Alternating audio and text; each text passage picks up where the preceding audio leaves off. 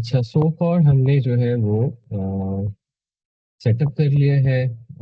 मतलब आई के machine learning basics कर ली हैं और अकाउंट का सेटअप कर लिया है हमने। अब हम एजोर फंडामेंटल्स जो है उनको स्टडी करने जा रहे हैं। और लेट्स सी के एजोर फंडामेंटल्स के अंदर जो है वो क्या चीज़ें हमारे पास हैं। अच्छा, एजोर फंडामेंटल्स के अंदर जो तीन चीज़ें हम यहाँ पे कवर करने लगे हैं। These are basically cloud computing, why we need cloud computing, and classification of cloud services. अच्छा, क्लाउड कंप्यूटिंग हमने थोड़ा सा पहले भी डिस्कशन की है कि बेसिकली जो है दिस इज रिसोर्सेज, जो भी हमारे पास फिजिकल रिसोर्सेज होते हैं उसको हम एक जगह के अंदर वेयर हाउस के अंदर डेटा हाउस के अंदर कॉन्फ़िगर करके और रख देते हैं। And then we are having on demand availability of those computer resources. और इसके अंदर जो basically we are having data storage, जो कि हम क्लाउड स्टोरेज जिसको कहते हैं। And then we are having computing power, जो हमारे पास जो उसका प्रोसेसिंग पावर है, जो उसका रैम है, that comes under the computing power. और इसके अंदर जो है हमें जो डायरेक्ट जो फिजिकल मैनेजमेंट है रिसोर्सेज की, वो हमें नहीं चाहिए होती। एक जो है वो क्लाउड कंप्यूटिंग प्रोवाइडर होता है और उसने ये सारे जितने भी रिसोर्सेज होते हैं इनको मैनेज किया होता है विद हिज ह्यूमन रिसोर्स। और वो आपको बेसिकली ये जितनी भी कंप्यूटिंग होती है एज अ सर्विस, वो आपको प्रोवाइड करता है यूजिंग इंटरनेट कनेक्शन। एजोर एमएल जो है that is one of the cloud computing service, जो कि हमें प्रेडिक्टिव एनालिटिक्स की जो है वो पूरा सॉल्यूशन प्रोवाइड करती है, जिसमें हमने डेटा साइंस की साइकिल पढ़ी है कि हमारे पास एक डेटा एक्विजिशन प्लेटफॉर्म होता है, डेटा प्रोसेसिंग करते हैं हम, मॉडलिंग करते हैं, विजुअलाइजेशन करते हैं। और जब विजुअलाइजेशन कर देते हैं तो हमारा जो मॉडल रेडी हो जाता है उसको हम एज अ मॉडल सेव करके डिप्लॉय कर देते हैं। तो ये जितनी भी सारी सर्विसेज हैं we are doing it on the cloud computing platform that is Azure ML. Why we need cloud computing? Because we want to manage the uh, fluctuating workloads. हमारे पास फॉर एग्जांपल यहाँ पे मैं आपके साथ जो है वो एक एग्जांपल शेयर करना चाह रहा हूँ। ये ट्रैफिक है, may be it's a network traffic और अ टेलीकॉम ट्रैफिक, और may B it's vehicle traffic जो कि हमारे रोड्स के ऊपर होती है। और अब अगर आप इसकी फ्लक्चुएशंस देखें इसकी, तो हमने ये पूरे साल के लिए इसको जो है वो रिकॉर्ड किया।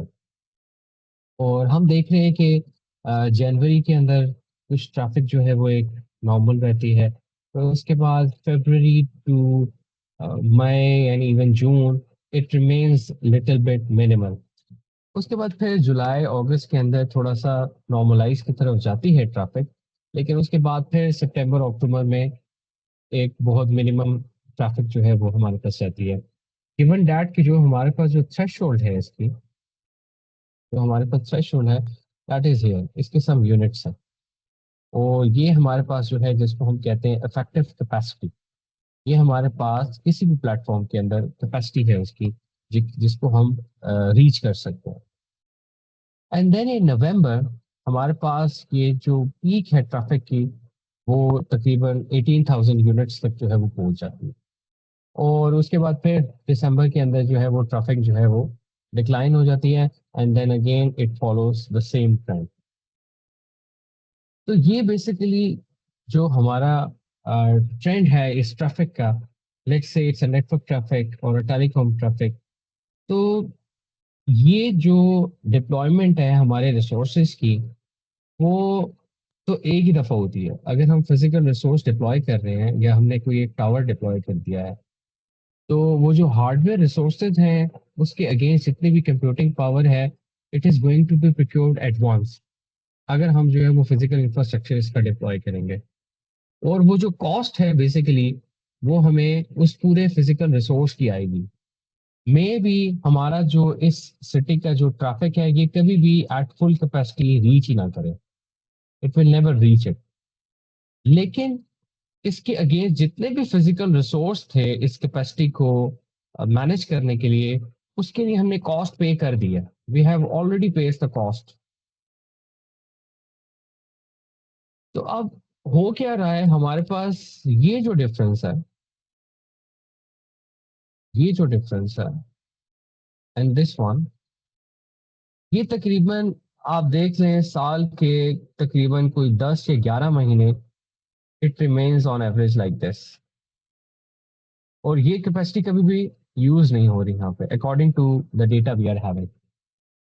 इट मीन्स कि जो कॉस्ट हमने अप्लाई किया है that is under utilize resources, उस कॉस्ट के अगेंस्ट तो हमारी रिसोर्सेज की यूटिलाइजेशन है दैट इज अंडर यूटिलाइज्ड, वो कभी भी अपने कॉस्ट को पोस्ट नहीं देगी।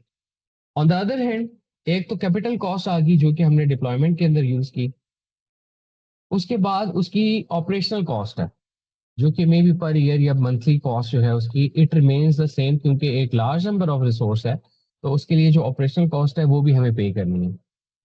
और ऑन द अदर हैंड क्योंकि ये अंडर यूटिलाइजेशन है और जो ट्रैफिक है उसकी डिमांड इतनी नहीं है, तो may be eight the end of the year जब हम फाइनेंस इसका कैलकुलेट करेंगे इन द फाइनेंशियल मंथ, तो हमारे पास जो रेवेन्यू है वो बहुत कम जनरेट हो रहा होगा, क्योंकि हमने उसमें से जो कॉस्ट है वो भी माइनस करनी होगी। तो इस केस के अंदर जो प्रॉफिटेबिलिटी है वो ऑर्गेनाइजेशन की बहुत ज्यादा कम हो जाती है। और जितनी भी ऑर्गेनाइजेशंस हैं वो चाहती ये हैं कि they want to maximize the profitability. तो उसके लिए वो क्या करते हैं, बजाय इसके कि वो अपने फिजिकल रिसोर्सेज खुद से खरीद के उसको डिप्लॉय करें जगह जगह, they manage the fluctuating workloads. आपने शायद सुना होगा टेलीकॉम इंडस्ट्री के अंदर एमवीएनओ, पहले होता था मोबाइल नेटवर्क ऑपरेटर्स, अब होते हैं मोबाइल वर्चुअल नेटवर्क ऑपरेटर्स। उनका एम क्या होता है, जैसे कि अभी हमने सब्सक्रिप्शन लेवल देख रहे थे एज्योर एमएल का, तो उसके अंदर दो सब्सक्रिप्शन थी। एक फ्री थी, उसका कुछ क्रेडिट है वो आप यूज करेंगे बस, उसके बाद आपको पे करना। दूसरा है पे एज यू गो, जितना आप यूज करेंगे उतना ही पे करेंगे। तो अगर इस ट्रैफिक प्लान के लिए और इस नेटवर्क रिसोर्सेज के लिए जो मुझे रिक्वायर्ड है, मैं अगर इसके साथ कॉन्ट्रैक्ट कर लूँ मोबाइल वर्चुअल नेटवर्क्स के साथ, यार मेरे कुछ ऐसे महीने हैं जैसे अगस्त है, जनवरी है और नवंबर है, इसके अंदर तो मुझे थोड़ा ज्यादा रिसोर्सेज चाहिए होते हैं, तो I will pay as I go. On the other hand जब मेरी ट्रैफिक कम यूज हो रहा होगा, रिसोर्सेज कम यूज हो रहे होंगे, तो आई विल पे यू लेस। तो ऐसे प्रॉब्लम्स को कैटर करने के लिए, ये जो फ्लक्चुएटिंग वर्कलोड्स होते हैं इनको कैटर करने के लिए हमारे पास जो है वो क्लाउड कंप्यूटिंग जो है वो एग्जिस्ट करती है। हम हमेशा जो है वो इस तरह के जो डिसीजंस होते हैं ये हम एक दफा अपने डेटा से पैटर्न जब डराइव करते हैं तभी हमारे पास आते हैं। और दूसरा ये बात कि जितनी भी हमारे पास जो अनयूज्ड या आइडियल कैपेसिटी होती है उसको हम इस तरह से मैनेज कर सकते हैं कि हम अपने जो वर्कलोड्स हैं उनको अकॉर्डिंग टू द यूसेज जो है वो डिफाइन करें।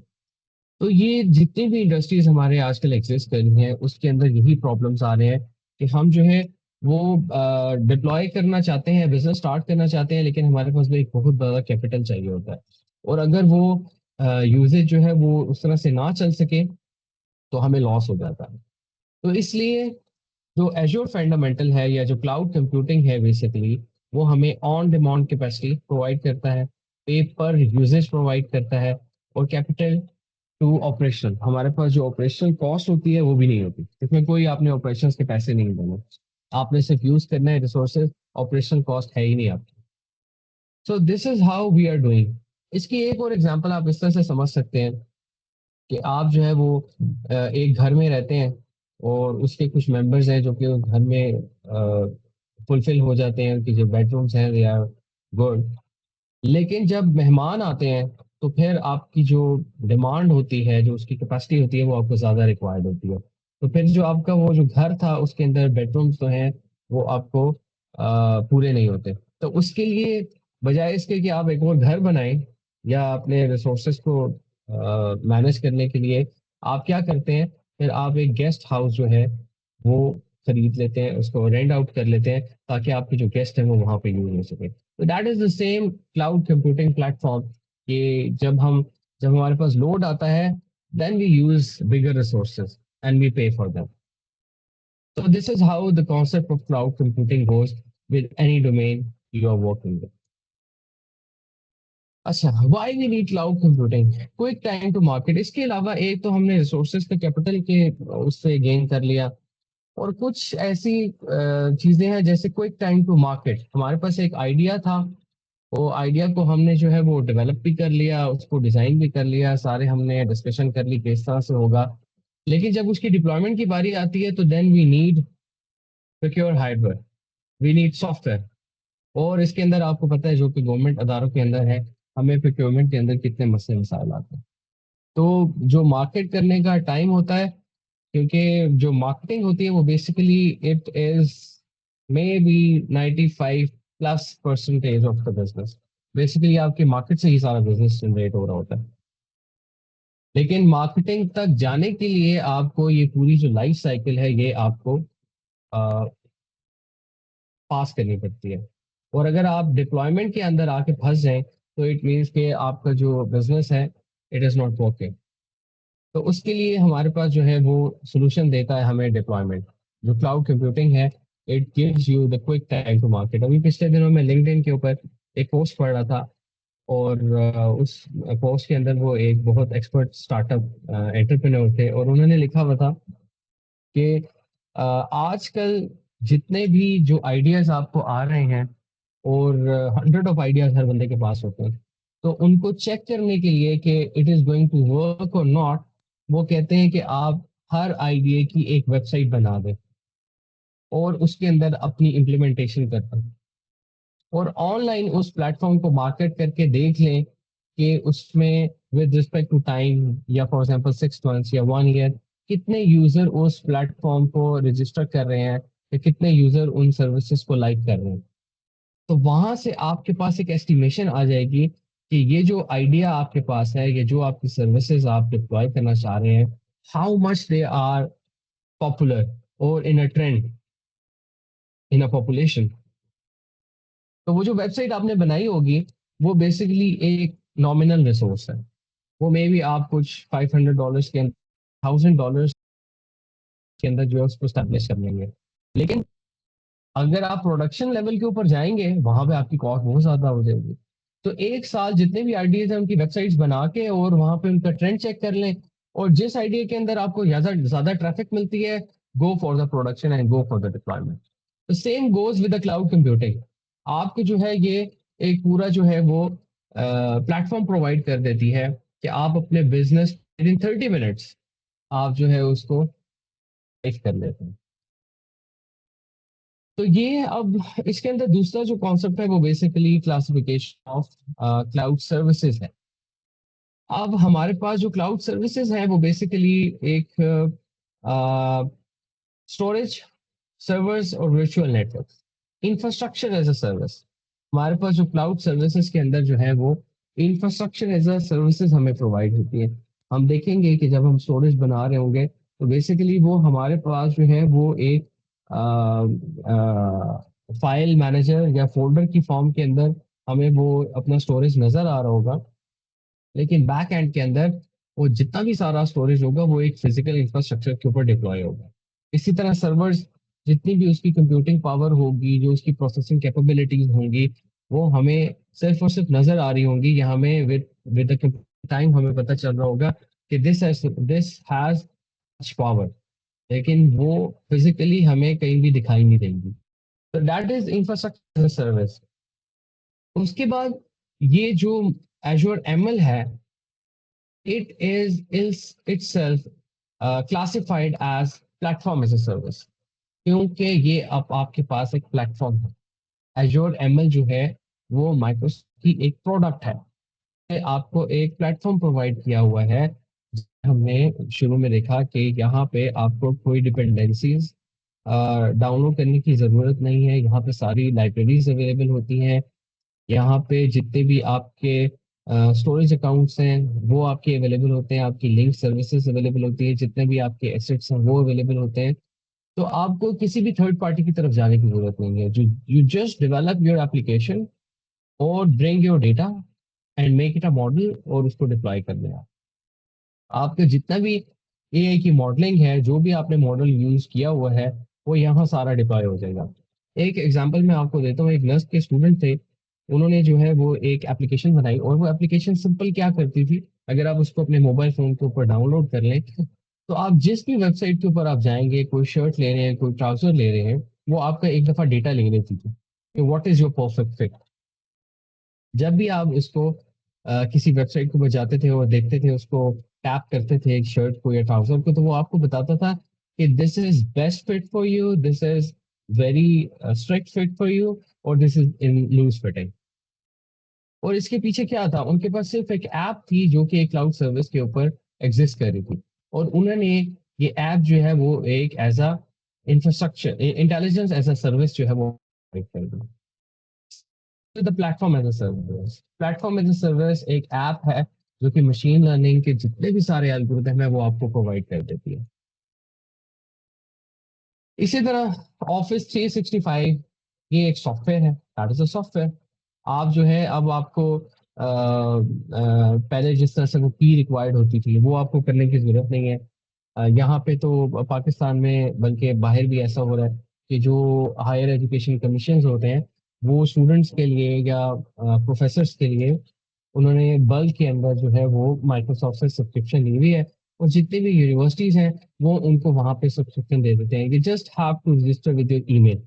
आप अपना ईमेल वहां पे कॉन्फ़िगर करते हैं, अपने अकाउंट के साथ, मोबाइल फोन के साथ लिंक करते हैं, और वो जितना भी सारा सॉफ्टवेयर है वो आप उसके स्टोर के साथ डाउनलोड करके, एंड इट इज अवेलेबल। और यही सॉफ्टवेयर टूल्स आपके लैपटॉप के अंदर भी हैं, और अगर आप जैसे गूगल क्लाउड है, गूगल क्लाउड के अंदर, गूगल शीट्स के अंदर, गूगल डॉक्स के अंदर आप ऑनलाइन भी यूज कर सकते हैं। So these are the classification of services that we are having from Microsoft. Infrastructure as a platform, as a service, platform as a service, and software as a service. तो ये तीन जो है हमारे पास क्लाउड सर्विसेज जो है उनकी classification. अब इसकी जो पैड डेफिनेशन है हमें क्या कहती है, एजोर is a cloud computing service created by Microsoft for building, testing, deploying and managing application and services through Microsoft manage data centres. ये मैनेज डेटा सेंटर्स होते हैं जहाँ पे आपके पास ये सारा फिजिकल रिसोर्स जो है वो एग्जिस्ट कर रहा होता है, और आप इसको यूज कर सकते हैं building, testing, deploying and managing your application. जो भी आपका बिजनेस आइडिया है, आप हेल्थ केयर के अंदर काम कर रहे हैं, आप जो है वो टेलीकॉम इंडस्ट्री के अंदर है, जो भी चीज आपने करनी, you can do it from this building, testing, deploying. सबसे पहले जो एजोर है, ये जो उनकी सर्विस है मशीन लर्निंग की, एजोर एमएल, ये बेसिकली ये प्रोजेक्ट स्टार्ट हुआ था 2008 के अंदर, and it was named as red dog. उसके बाद फिर माइक्रोसॉफ्ट ने क्या किया, इसकी एक आपको याद है कि 2010 के अंदर विंडोज हर साल आ जाती थी, बल्कि एक साल में दो दफा भी शायद आई हो, तो डिफरेंट विंडोज आना शुरू हो जाती थी। तो माइक्रोसॉफ्ट ने पहले जो है वो एक माइक्रोसॉफ्ट विंडोज एजोर के नाम से भी एक विंडोज बनाई। लेकिन फॉर्मली फिर जो माइक्रोसॉफ्ट जो इंटेलिजेंस के लिए यूज करना स्टार्ट हुआ, दैट इज इन 2014। यानी क्लाउड कंप्यूटिंग से जब वो स्टार्ट हुआ सारा कि क्लाउड के ऊपर लेके जाना है, तो दैट बिकम्स इन 2014। और आज तक एक एस्टिमेट के मुताबिक 95% of the Fortune 500 companies are using Azure. जितने भी आपके बड़े क्लाइंट्स हैं, मैंने आपको कुछ लिस्ट दिखाई थी, इंडिया के भी थे और उसके अंदर मल्टीनेशनल कंपनीज थी। इवन पाकिस्तान के अंदर भी काफी लोग जो है वो एजूर को यूज कर रहे हैं। ये 60 प्लस रीजन्स के अंदर है, and it is covering 140 plus countries. और एजोर जो है, जैसा कि हमने देखा कि it is a free to start, हम फ्री के अंदर इसकी सर्विसेज को स्टार्ट कर सकते हैं। अगर हमें समझ आती है कि we can deploy the model और हमारा बिजनेस जो है वो फ्लरिश कर रहा है, then we go to the pay as you go services. तो ये आपको जो है वो एक फ्री 30 मिनट्स जो है आपको लगते हैं अपना पूरा बिजनेस स्टार्ट करने के लिए, and it is a free to start. अच्छा, अब उसके बाद जो है वो हमारे पास सर्विसेज आ जाती हैं। कौन सी सर्विसेज जो हैं एजोर जो है वो हमें देती है, कंप्यूट सर्विसेज, हमें कंप्यूटिंग प्लेटफॉर्म्स देती है। कंप्यूट सर्विसेज क्या है, बेसिकली हमारे पास एक जो आपका लैपटॉप है, that is a compute resource. जिसके पास रैम है, उसका ग्राफिक कार्ड है, उसका प्रोसेसर है, उसकी हार्ड ड्राइव है, that is a compute service. अभी हम देखेंगे कि जब हम एक कंप्यूट इंस्टेंस बनाते हैं, उसके अंदर हम ये सारे जो चीजें होती हैं हम इसको यूज करते हैं। नेटवर्किंग, नेटवर्किंग क्या है? आप जब एक अपना जो प्लेटफॉर्म होता है, जो आपने मॉडल डिप्लॉय किया हुआ है, या आपने कोई वेबसाइट जो है वो बनाई हुई है, उसके लिए आपको डोमेन रजिस्ट्रेशन जो है वो करनी पड़ती है। डोमेन बेसिकली क्या होती है? एक आईपी एड्रेस होता है, वो आपकी जो नेटवर्किंग है वो बेसिकली प्रोवाइड करती है। अगर आपने जो है उसकी नेटवर्किंग को कॉन्फ़िगर करना है, उसको एक स्टैटिक आईपी लेना है या उसको डायनामिक आईपी लेना है, you can do it from networking. इसी तरह स्टोरेज, स्टोरेज में क्या है? स्टोरेज में बेसिकली आपको ये वो सर्विस है जहाँ पे आप अपना डेटा जो है वो डंप कर सकते हैं। इसमें 3 और 4 टाइप्स ऑफ डेटा होता है, अभी आगे आने वाला है। वो सारा जो है हम डेटा जो है वो यहाँ पे यूज कर सकते हैं, उसको डंप कर सकते हैं, वहां से रीड कर सकते हैं, वहां से राइट कर सकते हैं। And then we are having structured data. Database भी हम मेंटेन कर सकते हैं, जैसे कि एसक्यूएल बाकी सर्वर्स के ऊपर होता है। इसके बाद हमें एनालिटिक्स, एनालिटिक्स की जो है सर्विसेज ये भी हमें प्रोवाइड करती है जो सर्विसेज के अंदर। फिर machine learning, A I am L, जो कि डिजाइनर स्टूडियो या मशीन लर्निंग स्टूडियो हम इसके अंदर काफी यूज करेंगे, ये हमें सर्विसेज प्रोवाइड करता है। इसका मैंने आपको ऑलरेडी बता दिया कि इसके अंदर जो है वो अ, सारे एल्गोरिथम्स हैं, मशीन लर्निंग के प्लेटफॉर्म्स हैं, सारी डिपेंडेंसीज हैं इसके अंदर, क्योंकि हम यूज कर सकते हैं। कुछ और सर्विसेज हैं जो कि मे बी हम इस कोर्स के अंदर DP100 का वो पार्ट नहीं है। आइडेंटिटी है, उसकी सिक्योरिटी है, डेवऑप्स है, मोबाइल के अंदर आपने एप्लीकेशन डिप्लॉयमेंट करनी, IoT हार्डवेयर के साथ आप किस तरह से कॉन्फ़िगर करना चाह रहे हैं। आजकल जो है वो IoT रेफ्रिजरेटर्स आ गए हैं, IoT टेबल्स आ गए हैं, डोर्स आ गए हैं, इवन लाइट्स आ गई हैं। तो how you configure with them and you can configure it with the cloud. Mix reality, आपको पता है आर्टिफिशियल AV, आर्टिफिशियल जो है वो वर्चुअल रियलिटी, ऑटोनमस जो आपकी कार्स होती हैं उनको कैसे सिमुलेट कर सकते हैं, ये भी मिक्स रियलिटी के अंदर आता है। इसके बाद इंटीग्रेशन सर्विसेज प्रोवाइड करता है। कंटेनर्स को हम थोड़ा सा देखेंगे कि हाउ वी क्रिएट कंटेनर। इसके अलावा ब्लॉकचेन भी है, वेब सर्विसेज आपके पास हैं, माइग्रेट करना चाहते हैं, माइग्रेशन सर्विसेज हैं from to and from different cloud services. और उसके बाद मैनेजमेंट प्लेटफॉर्म भी है, अगर आप फॉर एग्जांपल ERP सॉल्यूशन जो है वो उसको देखना चाह रहे हैं। तो ये वो सारी सर्विसेज हैं जो कि हमें एजोर ML जो है वो प्रोवाइड करता है। ये पूरे आपने जब मेन हम आइटम में देखेंगे तो ये सारी सर्विसेज वहां पे डिप्लॉय होती हैं। You just have to write the name of the service in the search bar, और वो वहां पे अपीयर हो जाएगी, और वहां से आप उसको फॉलो करेंगे स्टेप बाय स्टेप इंस्ट्रक्शन के साथ, तो आप इस सर्विस को कॉन्फ़िगर करके फौरन डिप्लॉय कर सकते हैं। की टर्म्स एंड कॉन्सेप्ट्स, अब कुछ इसमें जो है वो की टर्म्स और कॉन्सेप्ट आते हैं एजोर के अंदर। मैनेजमेंट ग्रुप्स होते हैं बेसिकली, और मैनेजमेंट ग्रुप्स हम किस लिए डिफाइन करते हैं? हमारे पास जैसे एक कंपनी होती है, और उस कंपनी के अंदर डिफरेंट हिरारकीज होती हैं। फॉर एग्जांपल MD है या GM है, उसके बाद हमारे पास जो है वो मैनेजर होते हैं, then we are having assistant manager, और उसके बाद हमारे पास डिफरेंट सेक्शंस भी हो सकते हैं। फिर हमारे पास उन सेक्शंस के अंदर डिफरेंट इंजीनियर्स हो सकते हैं, and then we are having the staff. तो ये जो मैनेजमेंट ग्रुप्स हैं, इनकी एक हायरार्की कि इसके लोगों से भी पता चल रहा है। तो ये जो हायरार्की होती है, इन लेवल्स के ऊपर डिफरेंट मैनेजमेंट और उनकी जो पॉलिसीज होती हैं, जो उनके आप कह लें कि एक्सेस होता है, वो हर मैनेजमेंट ग्रुप पे डिफरेंट होता है। जो टॉप हायरार्की होती है वो तमाम लेवल्स के ऊपर जो है वो उसका एक्सेस होता है। इसी तरह जो सेकंड वाली है, थर्ड वाली है, और सेकंड जो लीस्ट प्रायोरिटी ग्रुप होता है, उसके ऊपर कम से कम जो है उसके पास उसका एक्सेस होता है। तो we are having these management groups. इस तरह से हम जो है वो मैनेजमेंट ग्रुप्स को जो है वो डिफाइन कर सकते हैं। कोई भी हमने मशीन लर्निंग या AI का जो है वो प्लेटफॉर्म डेवलप किया है, और हम चाहते हैं कि उसका जो एक्सेस है वो एक डिफरेंट ग्रुप को मिले, सारों को वो एक्सेसिबल ना हो। डिफरेंट डिपार्टमेंट्स हैं, तो एक क्रॉस डिपार्टमेंट जो कि एक्सेस है वो अवेलेबल ना हो। डेटा जो है that is very very important part of the machine learning AI algorithm. अगर आप डेटा को निकाल दें तो there is no AI, no machine learning. तो जो डेटा का एक्सेस होता है उसको जीडीपीआर या हिपा का जो लॉज है, इंटरनेशनल लॉज, उसके अगेंस्ट आपको सिक्योर करना होता है. Not everybody is allowed to manage the data, manipulate it और एडिट इट और मॉडिफाई इट. जैसे नादरा का एक सिस्टम है, ये इतना बड़ा डेटाबेस है, तो इसके जो डेटाबेस के एक्सेस हैं they are having with higher authority, they are not with the lower authority. Lower authority जो स्टाफ होता है उसके पास इतना एक्सेस होता है कि वो व्यू कर सकें, एक्सेस कर सकें, उसको एडिट कर सकें. लेकिन अगर हाई लेवल के ऊपर आपने जाके कोई जो है वो ऐसी इंफॉर्मेशन है जो कि पूरी फैमिली की इंफॉर्मेशन है, पूरे खानदान की इंफॉर्मेशन है, या कोई हाई लेवल पॉलिटिकल एफिलिएशंस है, वो जो जितनी भी सारी इंफॉर्मेशन होती है that is on the higher level.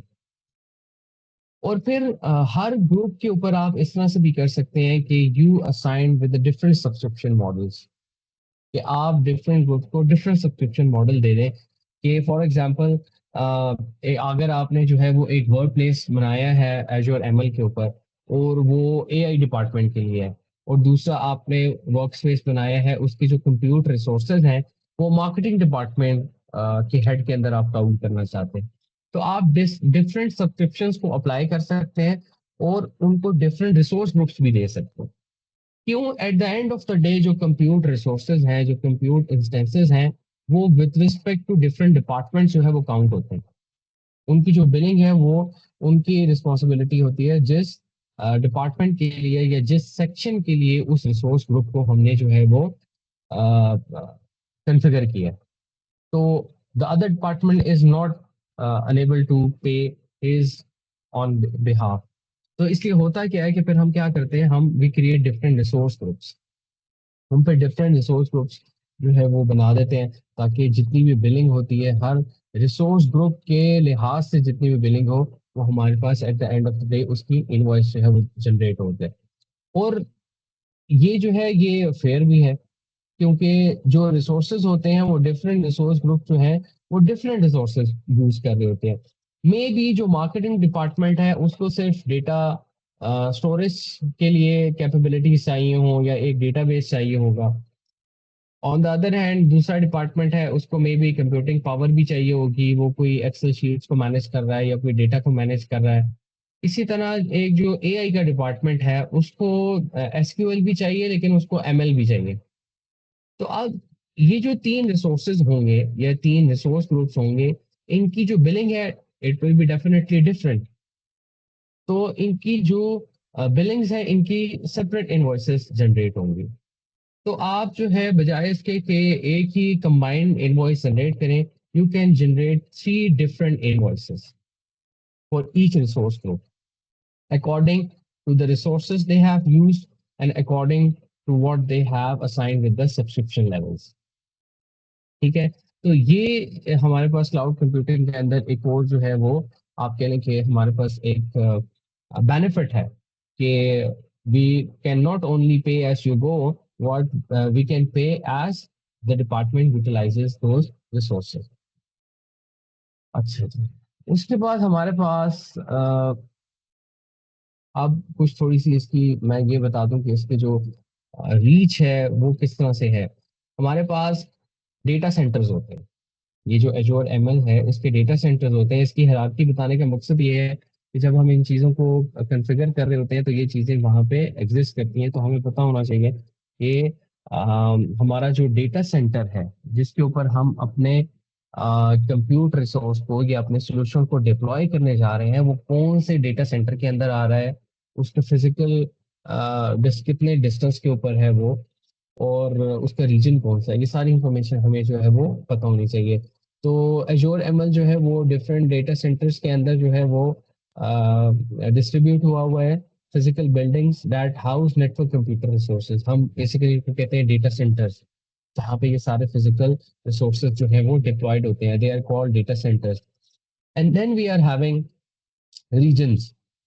Regions for example जैसे कि ये इसमें आप देखें कि हमारे पास एक वेस्ट यूएस रीजन है और दूसरा रीजन हमारे पास ईस्ट यूएस रीजन है, and then we are having Indian region. So these three are different regions, और इन रीजन्स के अंदर बेसिकली डेटा सेंटर्स हैं. तो डेटा सेंटर जो है वो बेसिकली फिजिकल हायरार्की है, लेकिन जो रीजन्स हैं दे आर हैविंग लॉजिकल, वो आपकी जो है वो लॉजिकल हायरार्की है। इट मींस कि एक रीजन के अंदर डिफरेंट डेटा सेंटर जो है वो एग्जिस्ट कर सकते हैं। We can have multiple data centers in a region. तो रीजन जो है that is a higher level hierarchy. उसके बाद हमारे पास अवेलेबिलिटी जोन्स आते हैं। अवेलेबिलिटी जोन्स क्या होते हैं? Physically separate set of data centers within a region for high availability. कुछ ऐसे अवेलेबिलिटी जोन्स होते हैं, जैसे फॉर एग्जांपल जो सिलिकॉन वैली के अंदर अवेलेबिलिटी जोन्स हैं, या जो नासा के पास अवेलेबिलिटी जोन्स हैं, they are having high availability. उनकी जो पावर आउटेज है वो नहीं होती, वहां पे लोड शेडिंग नहीं होती, और बहुत माइन्यूट प्रोबेबिलिटी है कि वो कभी डाउन होंगे। तो they are having high availability. तो अवेलेबिलिटी जोन्स जो होते हैं वो फिजिकली सेपरेट करते हैं आपके सेट ऑफ डेटा सेंटर्स को within a region for high availability. तो अवेलेबिलिटी जोन जो है वो आपको ये सारी इंफॉर्मेशन होनी चाहिए कि आप कौन से अवेलेबिलिटी जोन के अंदर अपने सोल्यूशन को डिप्लॉय करना चाहते हैं। ऐसा भी होता है कि वो आपकी फिजिकल लोकेशंस को जो है वो रीड करता है, और फिर आपको उसमें जो है वो रिस्ट्रिक्ट भी कर सकता है if they are very strict in locating those availability zone. कुछ अवेलेबिलिटी जोन्स की हो सकता है कंप्यूट पावर जो है वो और तरह से हो, उनके रिसोर्सेज को आप यू हैव टू पे मोर। जिस तरह से आप अगर आपने कोलैब कभी यूज किया हो, कोलैब का जो क्लाउड है, उसके जो अवेलेबिलिटी जोन्स होते हैं जो जीपीयूज के, दे are having more per hour rate for availability zones. और जो लो अवेलेबिलिटी जोन्स हैं वहां पे आपको पर आवर कम कॉस्ट आती है कंप्यूट की। The same goes with the Azure ML. तो still you have to check before deploying the solution कि आप कौन से डेटा सेंटर्स के अंदर, कौन से रीजन्स और अवेलेबिलिटी जोन्स के अंदर अपने सॉल्यूशन को डिप्लॉय करने जा रहे हैं। अच्छा, ये तो थे कुछ हाई लेवल चीजें। अब हम देख रहे हैं कि एजोर स्टोरेज क्या होती है। What is एजोर storage? एजोर स्टोरेज जो होती है वो बेसिकली एक टर्म है जो कि हम यूज करते हैं अपने डेटा को स्टोर करने के लिए। और इसके पास जो होते हैं वो फिजिकल रिसोर्सेज होते हैं, जैसे कि आप यहाँ पे देख रहे हैं। इसके पास प्रोसेसर होता है, इसके पास स्टोरेज होती है, और इसके पास रैम होता है। तो हम अगर स्टोरेज की बात करें अपने लैपटॉप के ऊपर भी, तो तब भी हम इसी तरह के ही रिसोर्सेज को देख रहे होते हैं अपना सर्वर बनाने के लिए। तो ये जितनी भी प्रोसेसिंग कैपेबिलिटी होती है, या उसकी जो हार्डवेयर कैपेबिलिटी होती है, या उसकी जो रैंडम एक्सेस मेमोरी होती है, हम फिजिकल रिसोर्सेज को भी डिप्लॉय करने के लिए, एक सर्वर बनाने के लिए यही सारी चीजें देख रहे होते हैं। और यही सारी चीजें जब हम कंबाइन कर देते हैं एक क्लाउड के अंदर, तो हम उसको कहते हैं कि that becomes a cloud computing एजोर storage. और यही हमें जो है वो सारी चीजें एक एजोर स्टोरेज भी प्रोवाइड कर रहा होता है। और इसी के अंदर ही बेसिकली इस स्टोरेज के अंदर ही हमारे पास ये सारी चीजें अवेलेबल होती हैं कि उसकी रैम क्या है, उसका जो है वो स्टोरेज कैपेसिटी कितनी है उसकी, और उसकी प्रोसेसिंग कैपेबिलिटी कितनी है। तो अकॉर्डिंग टू योर यूजेज कि आप कितना जो है वो कंसिडर करना चाहते हैं, यू कैन डू इट। उसके बाद एजोर स्टोरेज, अब ये जो हमने पढ़ा है इसकी टाइप्स क्या होती है। एजोर स्टोरेज की जो टाइप्स हैं वो बेसिकली एक होती है एजोर डिस्क, और हमारे पास excuse me.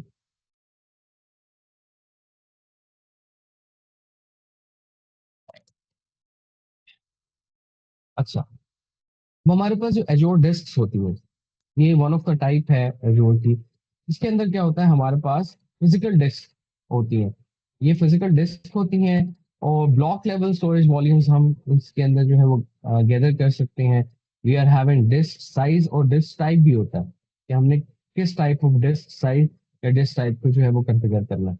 Use with Azure virtual machine, और हम इसको जो है वो अपनी वर्चुअल मशीन के साथ भी यूज कर सकते हैं। तो these are the physical disk that we are having those parameters, हम उसके साथ उसको सेट कर सकते हैं। इसी तरह फिर हमारे पास होते हैं एजोर ब्लूब्स या ब्लॉब्स, इसको हम कहते हैं। तो बेसिकली ये जो स्टेरिक सॉल्यूशंस होते हैं, these are for unstructured data. हमने अनस्ट्रक्चर्ड डेटा की हमारी एक बात हुई थी कि हमारे पास टेक्स्ट है या कोई इमेजेस हैं या पीडीएफ्स हैं, ओ या हमारे पास कोई डॉक्यूमेंट है, इवन बिजनेस डॉक्यूमेंट्स हैं, तो हम वो जो एजोर ब्लॉक्स होते हैं वहां पे जाके हम उनको यूज कर सकते हैं। और हम जो है वो बेसिकली आप इसको समझेंगे, these are the storage containers, they are having different type of storage containers. हम इसमें डिफरेंट टाइप ऑफ डेटा जो है वो स्टोर कर सकते हैं। तो अगर आपके पास जो है वो टेक्स्ट है, इमेजेस हैं, मैप्स हैं, गूगल मैप्स हैं, या इस तरह के और कोई आपके पास जो है वो कॉन्फ़िगरेशन है, तो वो सारी आप जो है अनस्ट्रक्चर्ड फॉर्म ऑफ डेटा जो होती है वो एजोर ग्रुप्स के ऊपर आप जो है वो स्टोर कर सकते हैं। इसके अलावा हमारे पास एक और डेटा टाइप होती है जिसको हम कहते हैं एजोर फाइल्स।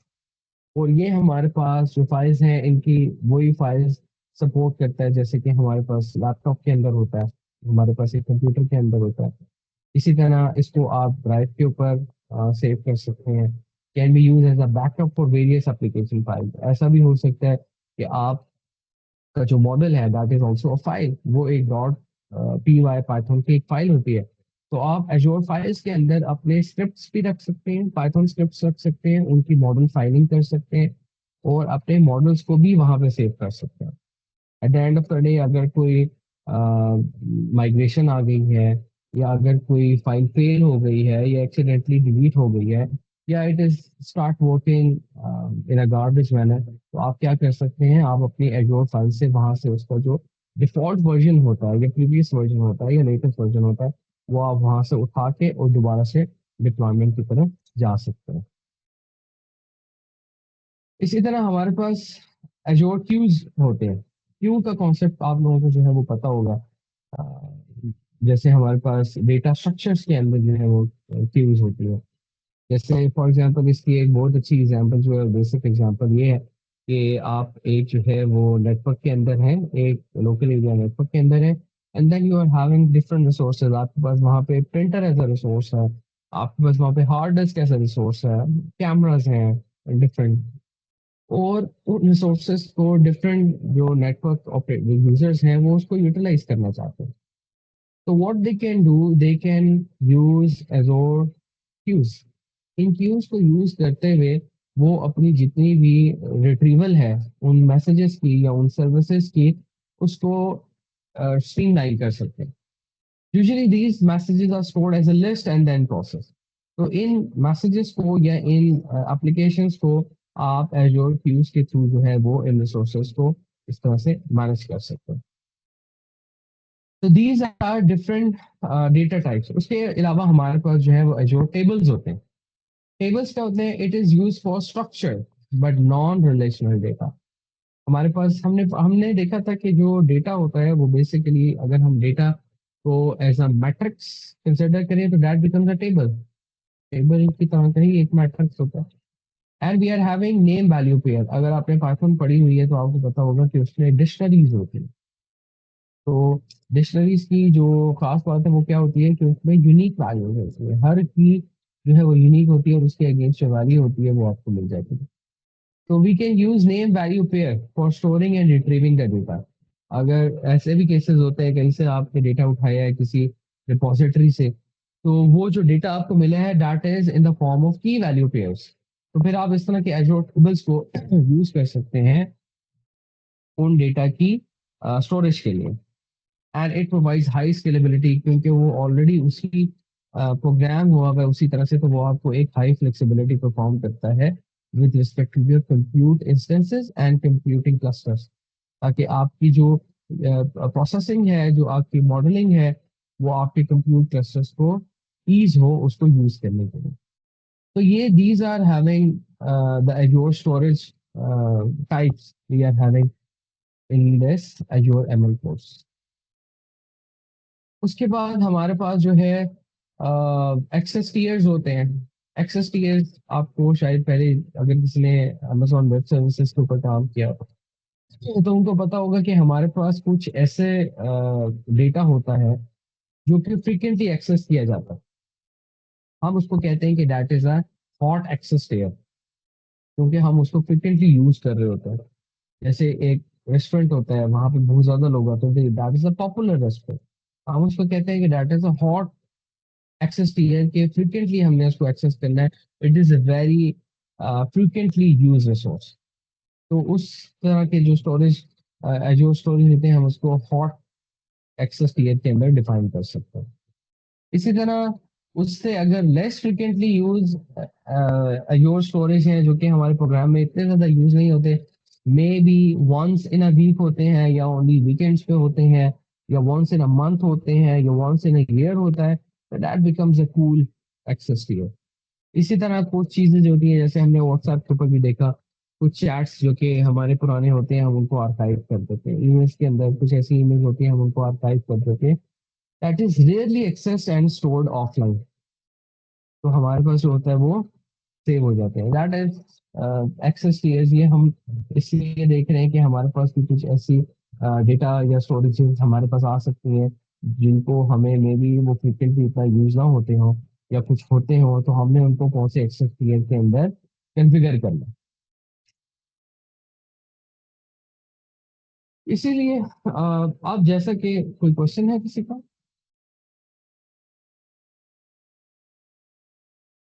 Any question?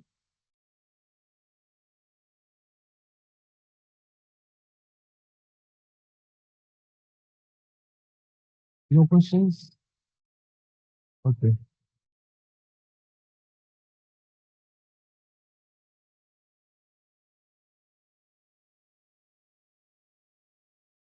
अच्छा, अब हमारे पास जो है वो रिडंडेंसी लेवल। हमने रिडंडेंसी लेवल क्या होता है? आपने एक कॉन्सेप्ट जो है वो टेलीकॉम नेटवर्क्स के अंदर भी पढ़ा होगा, और साइबर सिक्योरिटी डोमेन्स के अंदर भी आपने एक कॉन्सेप्ट पढ़ा होगा, कि आप अपने रिसोर्सेस का रिडंडेंसी जो है वो डिजाइन के अंदर अप्लाई करते हैं। फॉर एग्जांपल, अभी हमने देखा था कि डेटा बेसेस हमने जो है वो बनाए हुए थे, डेटा सेंटर्स, और उसके बाद हमारे पास एक रीजन के अंदर मल्टीपल डेटा सेंटर जो है वो एग्जिस्ट कर रहे थे। They may be physically very close और मे बी अपार्ट।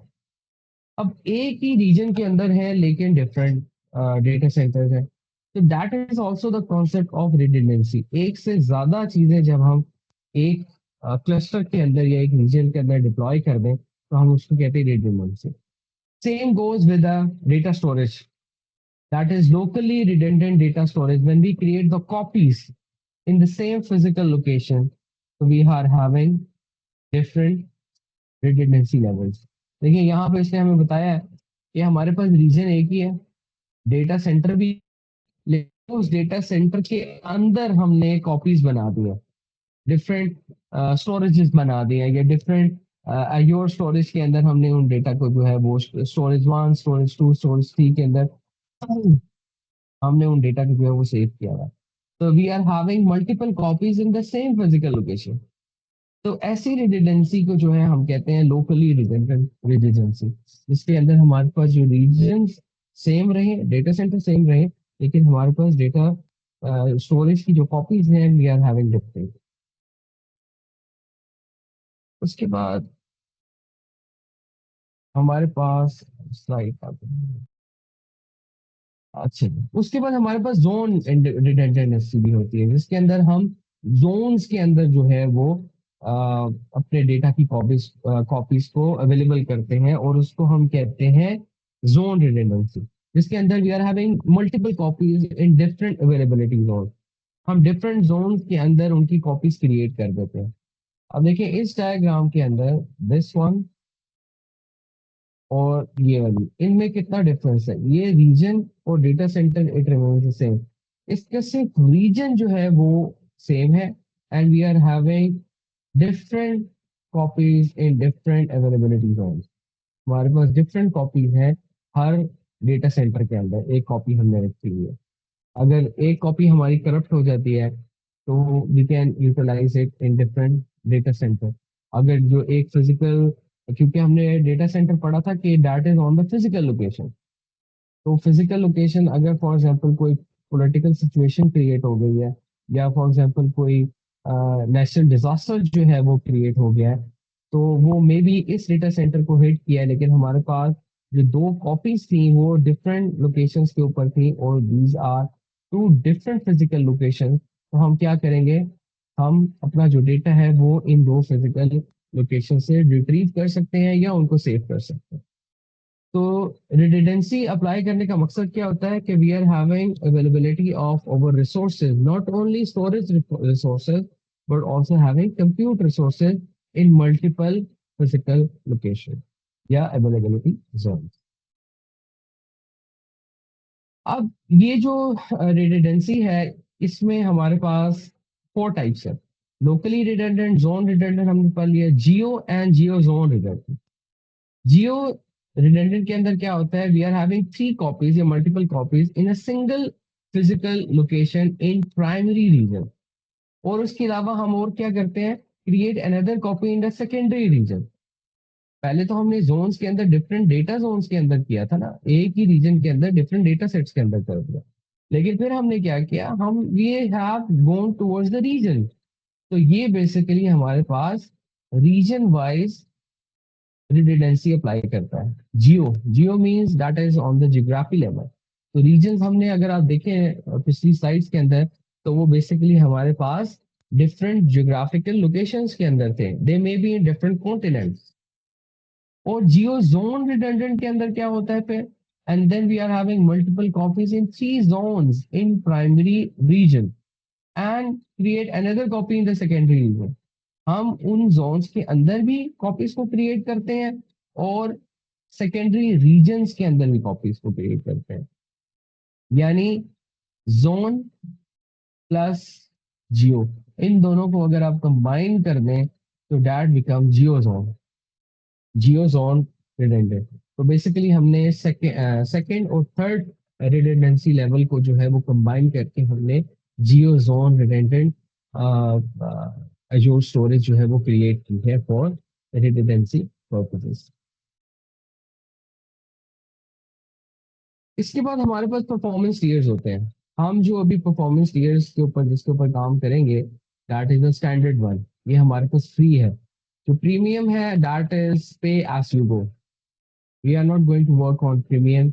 इसके कुछ डिफरेंट जो है वो कंप्यूटिंग पावर जो है वो मे बी डिफरेंशिएटिंग है।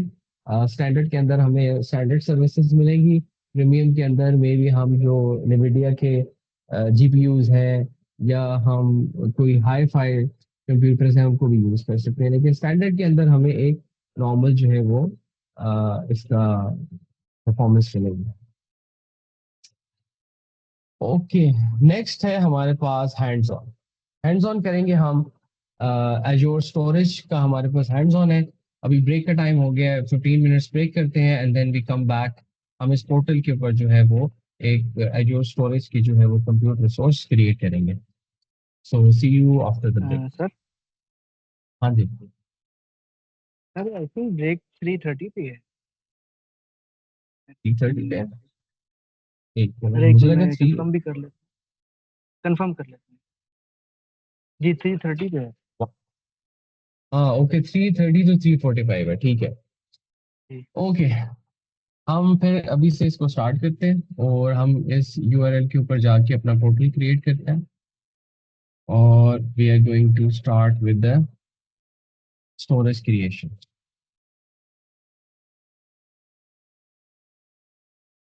आप लोग सब भी अपना जो है वो स्टूडियो ओपन कर लें।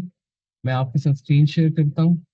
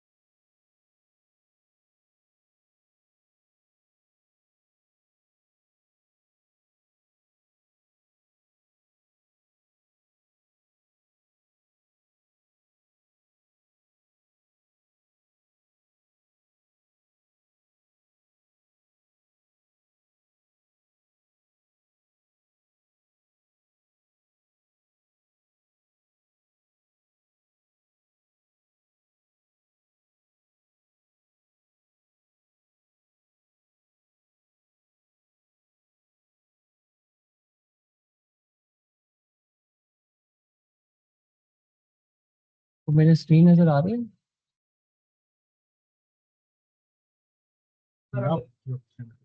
जी सर। शो हो रही है स्क्रीन? हाँ जी। शो हो रही है।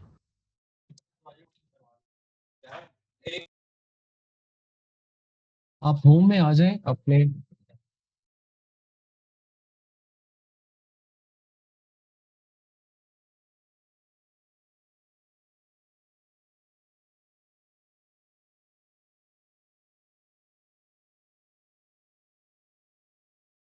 Okay, we are going to create a resource.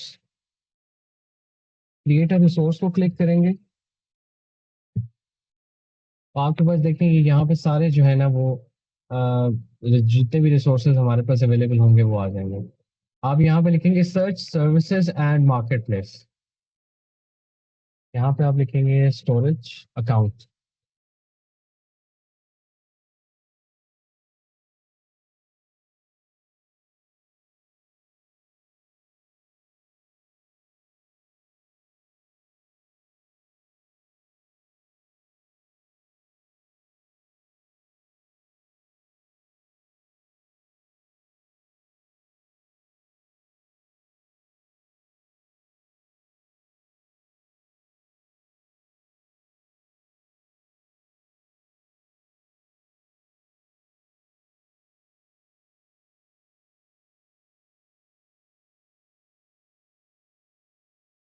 आप जो ये ऑलरेडी यहाँ पे सर्विसेज डिस्प्ले हुई हुई है यहाँ से भी क्रिएट कर सकते हैं।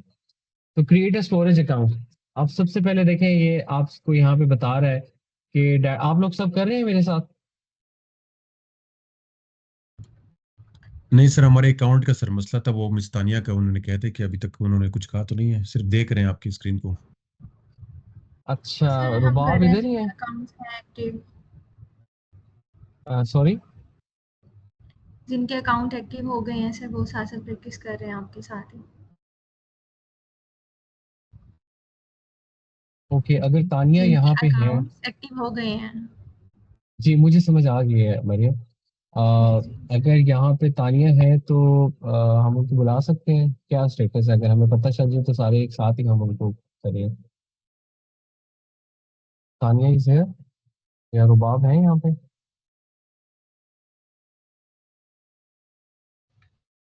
जी सर, मैं तो हूँ, तानिया आई थिंक नहीं। तानिया को अ, मैं कहती हूँ ज्वाइन करके आपको बता आप दें। पता करें, हम 5 मिनट देख लेते हैं वरना फिर हम स्टार्ट कर लेते हैं। जी जी ओके, मैं पूछती हूँ तानिया से।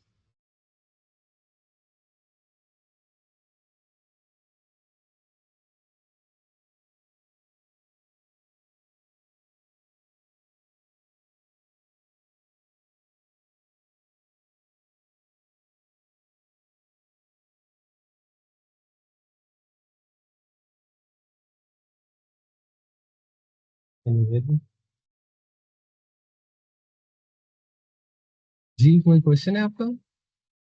जी जी सर, इससे पहले आपने क्रिएट स्टोरी जो आपकी आवाज क्लियर नहीं है, थोड़ा सा अगर माइक के करीब आके बोलें।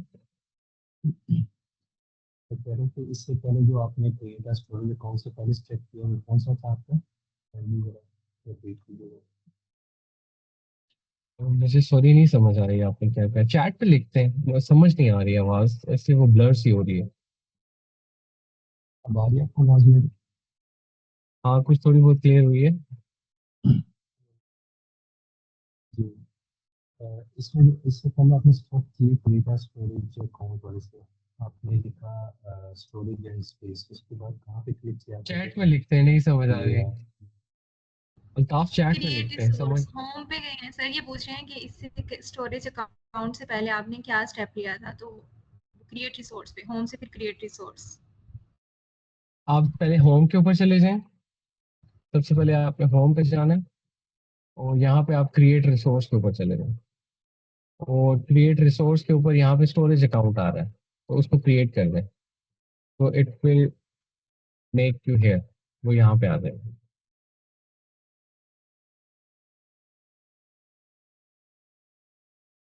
तो ये दोबारा रिपीट कीजिए प्लीज सर। होम के ऊपर जाना है आपने। होम के ऊपर ये जो एजोर सर्विसेज हैं इसको क्लिक करना है। यहाँ पे आपके पास आ रहा है क्रिएटर रिसोर्स, इसको क्रिएट करेंगे और उसके बाद आपके पास ये स्टोरेज अकाउंट, यहाँ पे ये सारी डिस्प्ले हो रही है। यहाँ पे आप स्टोरेज अकाउंट को क्रिएट कर देंगे तो आपके पास यहाँ पे ये आपसे पूछेगा कि आप अब इसकी मुझे डिटेल दें, जो कि आप ये बनाना चाह रहे हैं सारा कुछ। Sure sir, thank you.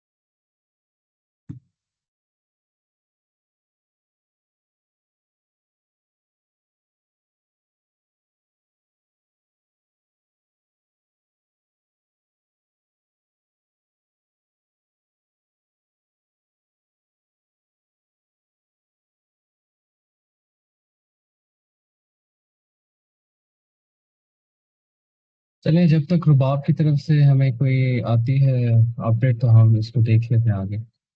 अच्छा, अब थोड़ा सा आप लोगों ने जब भी ये अपना जो है ना, आप समझ लें कि इसको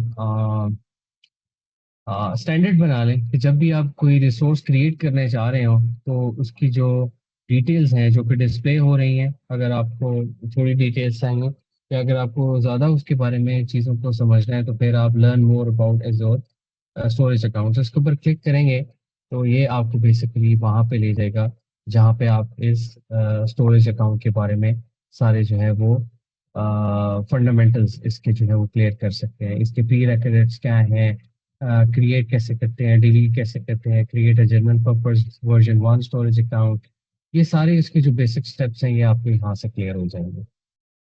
तो दिस इज गुड कि अगर आप जो है वो एग्जाम में अपेयर होने जा रहे हैं तो आपके पास कम से कम एक दफ़ा आप इसको जो है वो ज़रूर कंसिडर करें एक दफ़ा पढ़ने के लिए, जब भी आपके पास कोई ऐसी जो है वो नई चीज़ आती है। तो this is the information that I wanted to share it with you कि ये जो learn more about Azure storage accounts हैं या कोई भी स्टोरेज क्रिएट करने चाह रहे हैं तो उसकी बेसिक इंफॉर्मेशन आप यहाँ से पढ़ लें।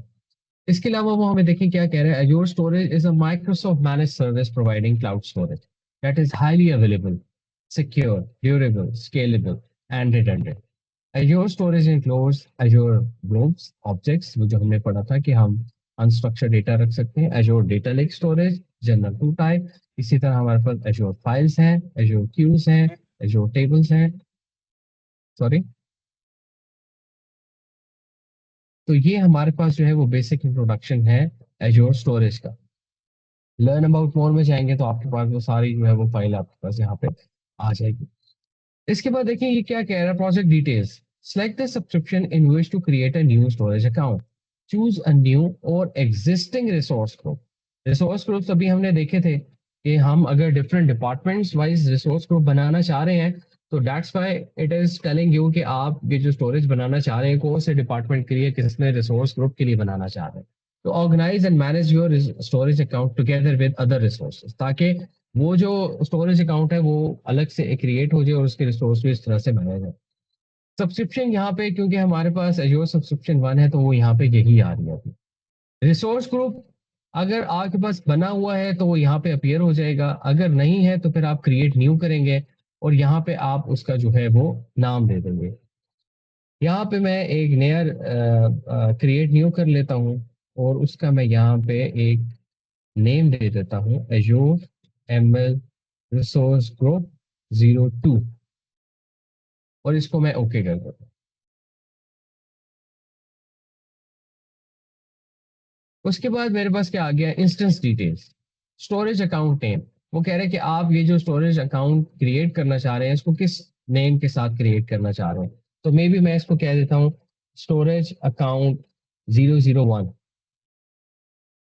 कह रहा है कि this storage account name is already taken, it means कि you have to select another one. अगर मैं इसको 002 करता हूँ that is already taken, it means कि आपके पास जो स्टोरेज अकाउंट नेम है, ये देखिए यहाँ पे कह रहे हैं the name must be unique across all existing storage account name in Azure. It must be 3 to 4 24 characters long and can only contain lowercase letters and numbers. आप जो है वो स्टोरेज नंबर्स, जो स्टोरेज अकाउंट नेम है उसके अंदर या तो 24 कैरेक्टर्स तक मैक्सिमम जा सकते हैं और सिर्फ लोअर केस के अंदर जा सकते हैं।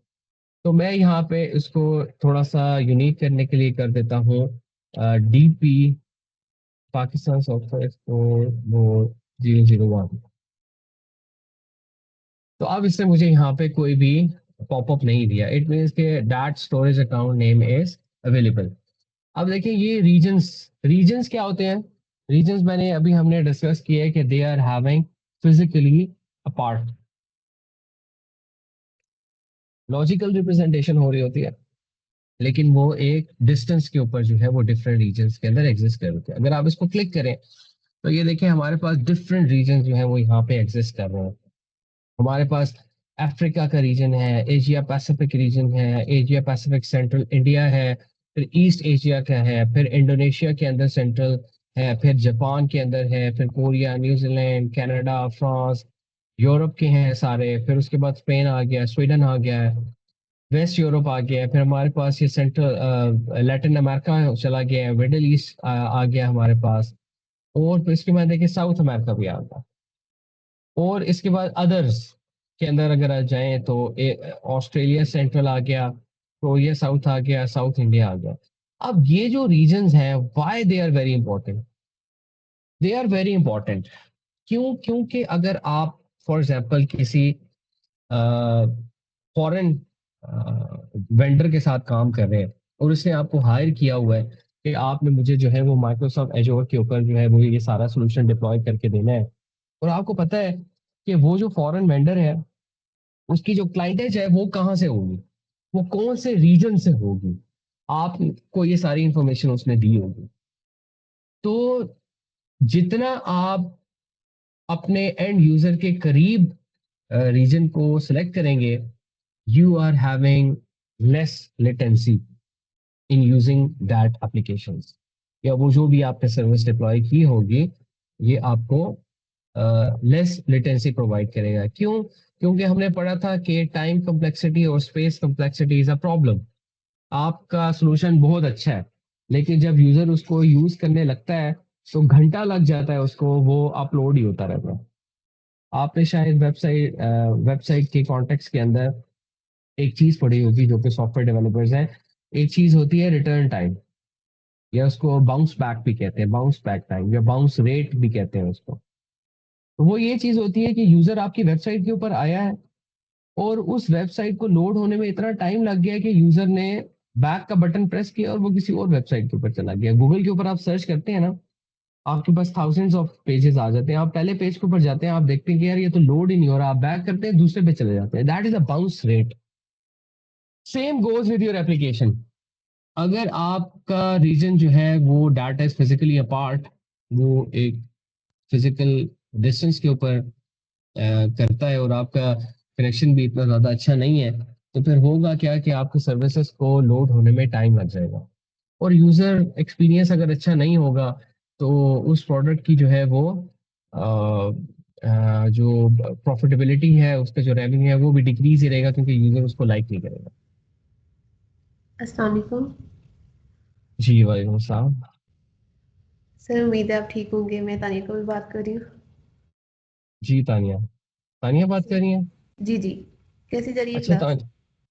तानिया क्लास तो बहुत अच्छी जा रही है।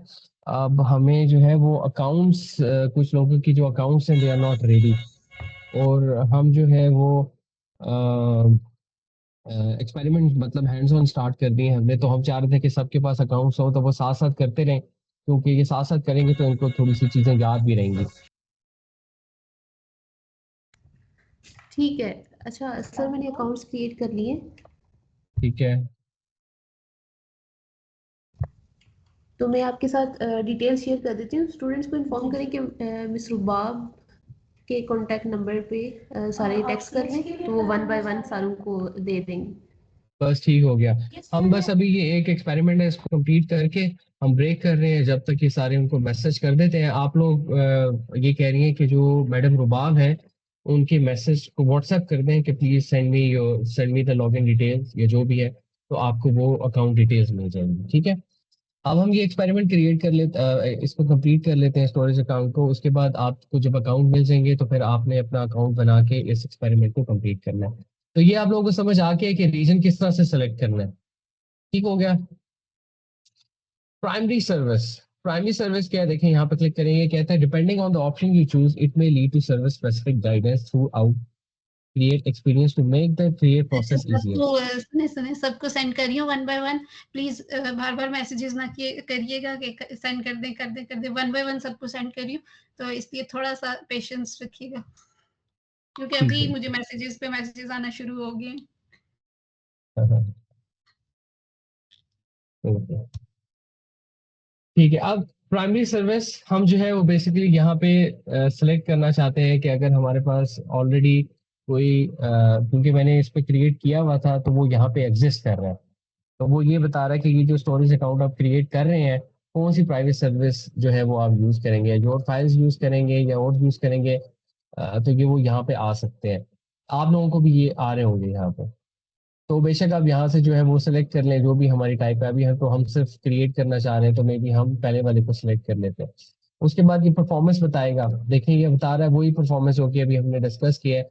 Recommended for most scenarios, general purpose, version 2 account है। प्रीमियम के लिए आपके पास रिक्वायर लो लेटेंसी, ये that is going to be very high available resources. इसके अंदर आपकी लेटेंसी जो है वो बिल्कुल जीरो हो जाएगी। ठीक हो गया। रिडंडेंसी, ये वही देखें वही ऑप्शंस आ गए हमारे पास कि आप रिडंडेंसी किस तरह से क्रिएट करना चाह रहे हैं। लोकल रिडंडेंसी क्रिएट करना चाह रहे हैं, जियो रिडंडेंट करना चाह रहे हैं, जोन करना चाह रहे हैं, या जियो जोन करना चाह रहे हैं। तो ये आपके पास जो है वो डिफरेंट रिडंडेंसी जोन्स है। जो भी आप करना चाहें वो according to your business requirement. देखिए हमने जो स्टार्ट किया था ना, अगर आपको याद हो मेरी फर्स्ट स्लाइड, तो the first slide after the title slide was about the data science life cycle, और उसका जो फर्स्ट एलिमेंट था दैट वाज बिजनेस।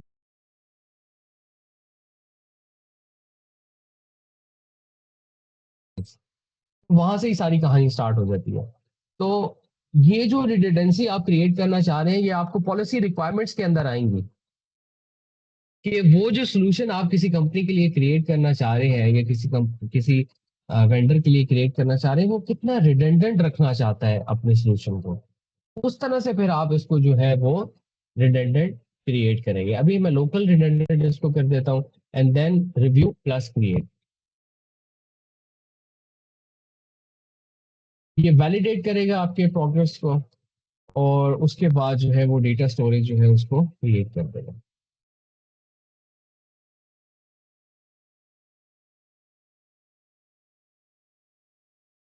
ये देखें इसने ये जो चीज़ें हमने इसको दी थी, इसने उसको सारी चीज़ों को वैलिडेट किया है। हमने एडवांस जो हायरार्की थी, सिक्योरिटी थी, नेटवर्किंग थी, डेटा प्रोटेक्शन थी, उसको हमने नहीं छेड़ा। That is having different domain चीज़ें, हम इसको डिफॉल्ट वर्जन्स के ऊपर ही हमने इसको रख दिया है। अगर आप उसको जो है वो चेंज करना चाहेंगे तो फिर हमें डिफरेंट थोड़ा सा डीप जाना पड़ेगा। तो बेसिकली अभी हम सिर्फ सिंपल क्रिएट करना चाह रहे हैं, तो that is fine for us. तो हम इसने वैलिडेट कर दिया, it means everything is fine. अब आप राइट साइड के ऊपर देखेंगे कि ये यहाँ पे इनिशियलाइजिंग डिप्लॉयमेंट कर रहा है।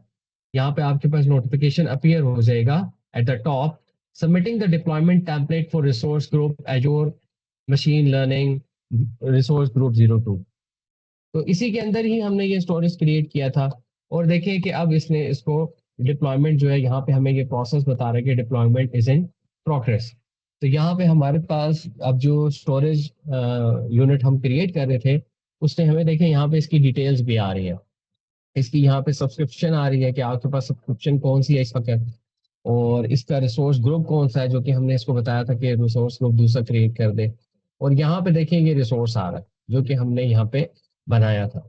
स्टेटस क्या है इसका, accepted, deployment is in progress. और देखिए अब ये योर डिप्लॉयमेंट इज कंप्लीट, और यहाँ पे भी आपके पास नोटिफिकेशन आ गया है, deployment of this storage to resource group this was successful. तो ये अब आपके पास जो आपने स्टोरेज अकाउंट बनाया था उसका आपको बता दिया। अब ये इसका एंड पॉइंट है, डाटा जो कोरिलेशन, कि यहाँ से कॉपी भी हो जाता है, अगर आप इसको कहीं पे यूज करना चाहते हैं तो ये यहाँ पे कॉपी हो जाएगा। इसके बाद अगर आप इसकी मोर डिटेल्स को देखना चाह रहे हैं, एक दफा इसको रिफ्रेश कर दें and then go to the resource. अब ये जो रिसोर्स आपने बनाया हुआ है, अब इस स्टोरेज अकाउंट के अंदर आप आ गए। अब इस स्टोरेज अकाउंट के अंदर देखें ये सारी चीजें हमें इसकी बता रहा है, इसकी सिक्योरिटी के बारे में, इसकी नेटवर्किंग के बारे में, इसकी ब्लॉक सर्विस के बारे में, इसकी फाइल सर्विसेज के, क्योंकि मैंने आपको बताया कि था कि जब आप एक डेटा स्टोरेज बनाते हैं तो उसके बाद आपके पास different type of data storage के ऑप्शंस होते हैं। आपके पास ग्रुप सर्विस है, ये देखें डिसेबल्ड है इसकी, इसका जो टीयर है वो हॉट है। हॉट मैंने आपको बताया था कि it is having more frequently use. और उसके बाद फिर आप देखें फाइल सर्विसेज इसकी आ रही है, क्यू सर्विसेज आ रही है, टेबल सर्विसेज आ रही है।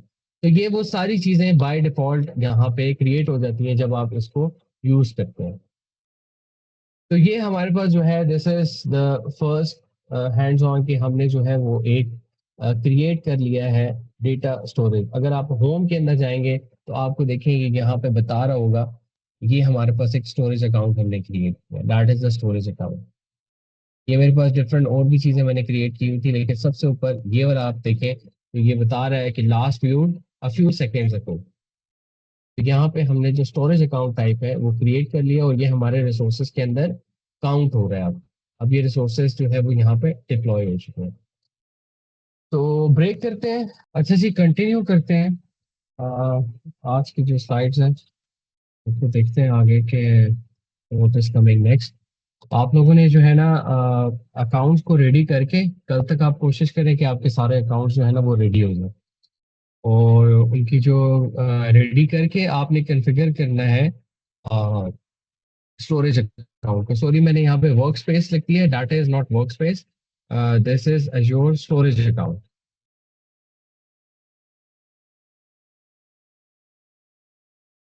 This is storage account.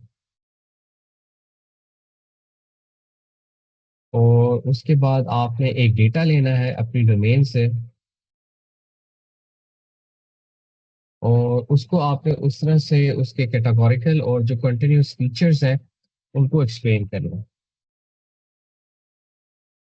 ठीक है, ये आपकी असाइनमेंट है, ये आप लोग करें ताकि साथ साथ जो है वो आपकी जो है वो तैयारी होती है।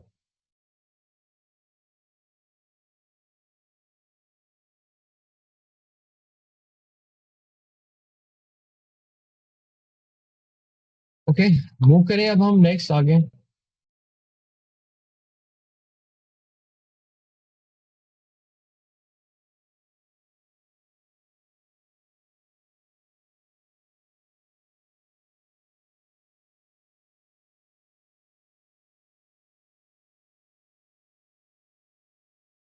आप लोगों को मेरी आवाज आ रही है?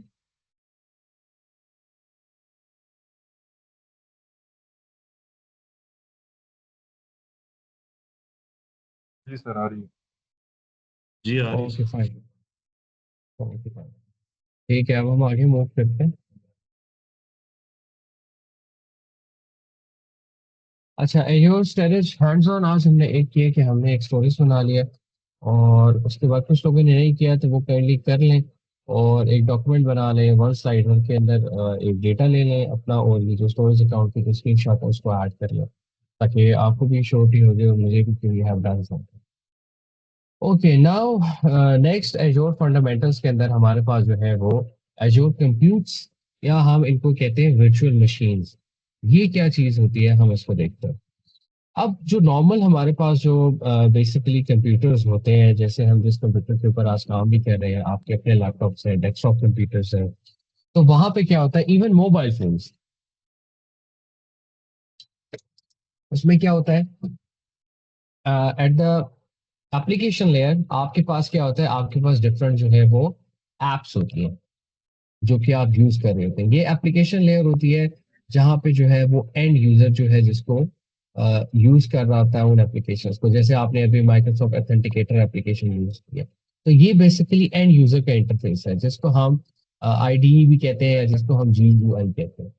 That is the graphical user interface. यहाँ पे एप्स होती हैं डिफरेंट, ये डिफरेंट टाइप ऑफ एप्स के ऊपर होते हैं। We are having for example 8 apps here.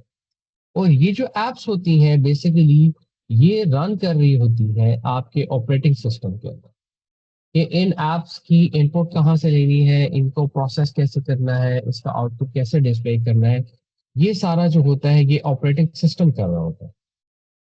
और ये ऑपरेटिंग सिस्टम के अंदर जो है ये तमाम एप्स के ये थ्रेड्स बने हुए होते हैं। अगर आप इवन कंप्यूटर के ऊपर जाए अपने कंट्रोल मैनेजर के अंदर, तो आपको पता चलेगा कि वहां पे जितनी भी आपके प्रोग्राम सॉफ्टवेयर रन हो रहे होते हैं उनके थ्रेड्स को क्रिएट किया हुआ होता है, और उन थ्रेड्स के थ्रू ये जो ऑपरेटिंग सिस्टम होता है इन एप्स की फंक्शनलिटीज को क्या कर रहा होता है, कंट्रोल कर रहा होता है। उसके पास इंस्ट्रक्शंस आती हैं, वो प्रोसेस करता है और आउटपुट कर देता है। लेकिन उसको ये सारी चीजें करने के लिए एक हार्डवेयर कैपेबिलिटी चाहिए होती है जिसके थ्रू वो ये सारे फंक्शंस को परफॉर्म करे। उसके लिए हमारे पास प्रोसेसिंग कैपेबिलिटी चाहिए होती है, हमारे पास उसके बाद जो है वो रैम चाहिए होता है, और रैंडम एक्सेस मेमोरी चाहिए होती है, और हमारे पास स्टोरेज भी चाहिए होती है ताकि हम जो भी चीज़ हमने प्रोसेस की है उसको हम क्या करें, स्टोर भी कर सकें। या इवन अगर हमने जो है वो चीज़ों को जो है वो किसी इनपुट से किसी स्टोरेज से उठाया हुआ है तो हम वहां से उसको ले सकें। तो ये जो सारी चीजें हो रही होती हैं, इसकी जितनी भी फंक्शनैलिटी होती है ये ऑपरेटिंग सिस्टम के अंदर डिफाइन होती है जो कि इसका सॉफ्टवेयर होता है। लेकिन जितनी भी इसकी जो वर्किंग होती है, जो कि जिस किस तरह से इसको प्रोसेस करना है, जैसे हमने एक कॉन्सेप्ट अभी पढ़ा था प्रिंटिंग के अंदर, वो सारा जो होता है वो ऑपरेटिंग सिस्टम बता रहा होता है। ये तो होता है एक नॉर्मल कंप्यूटर की वर्किंग। लेकिन अगर हम वर्चुअल मशीन्स के ऊपर जाएं या एजूर कंप्यूट के ऊपर जाएं, तो वहां पे कैसे वर्किंग हो रही होती है वो इस डायग्राम के अंदर देखें आप। Eight the end of the day की जो फिजिकल रिसोर्स है इट रिमेन्स द सेम, ये हमारे पास सेम है। ऑपरेटिंग सिस्टम भी सेम होता है जो सर्वर के ऊपर है, या यूबंटू होगा या इवन आप विंडोज की वर्चुअल मशीन्स भी क्रिएट कर सकते हैं। लेकिन अब होता ये है कि ये जो रैम है और ये जो सीपीयूज है, इनकी जो पावर होती है दैट हैज बीन स्प्लिट। उन्होंने आपने क्या किया, उसकी पावर्स को स्प्रेड कर दिया, जो उसके उसके फिजिकल रिसोर्सेज हैं उनकी जितनी भी उनके रिसोर्सेज थे उनको स्प्रेड कर दिया है आपने for one virtual machine, that is for one VM instance. और आपने ये भी किया है कि इस वर्चुअल मशीन के अंदर आपने सिर्फ एक ऐप नंबर 1 और दूसरी ऐप नंबर 2, इन दोनों को कॉन्फ़िगर कर दिया है कि इस वर्चुअल मशीन के अंदर सिर्फ ये दो ऐप्स जो है वो रन हो सकती हैं। और आप इसमें देखिए आपको मैनेजमेंट फैसिलिटी मिल गई है। क्या फैसिलिटी मिल गई है, आपको पता है कि यार ये जो ऐप 1 है ना, because you are the developer and the designer of Azure ML, तो आपको पता है कि ये जो ऐप है it is not taking a lot of compute resources. तो मैं इस ऐप को जो है वो ऐप 2 के साथ कॉन्फ़िगर कर सकता हूँ, क्योंकि इस पूरी वर्चुअल मशीन के जो फिजिकल स्पेक्स हैं वो ये हैं। इसके पास 200 जीबी हार्ड डिस्क है, इसके बाद 8 जीबी रैम है, 1 वर्चुअल सीपीयू है, and that is enough for app 1 and app 2। तो इस तरह से हुआ क्या कि ये जो रिसोर्सेज थे, 4 कोर सीपीयूज थे, उसको उन्होंने एक दे दिया, 32 जीबी रैम था इन्होंने 8 दे दिया, इसी तरह 1 टेराबाइट में से 200 जीबी इसको दे दिया, and rest of the memory is free. और वो किस लिए यूज हो सकती है, वो डिफरेंट वीएम्स को पावर अप कर सकती है फॉर डिफरेंट एप्लीकेशंस। वही चीज, वही 8 एप्लीकेशन जो कि सेम फिजिकल इंफ्रास्ट्रक्चर के ऊपर यूज हो रही थी, उसको हमने डिफरेंट वर्चुअल मशीन्स के अंदर जो है वो पावर अप कर दिया। तो that is the concept of virtual machine 1, और ये बहुत पावरफुल कॉन्सेप्ट है।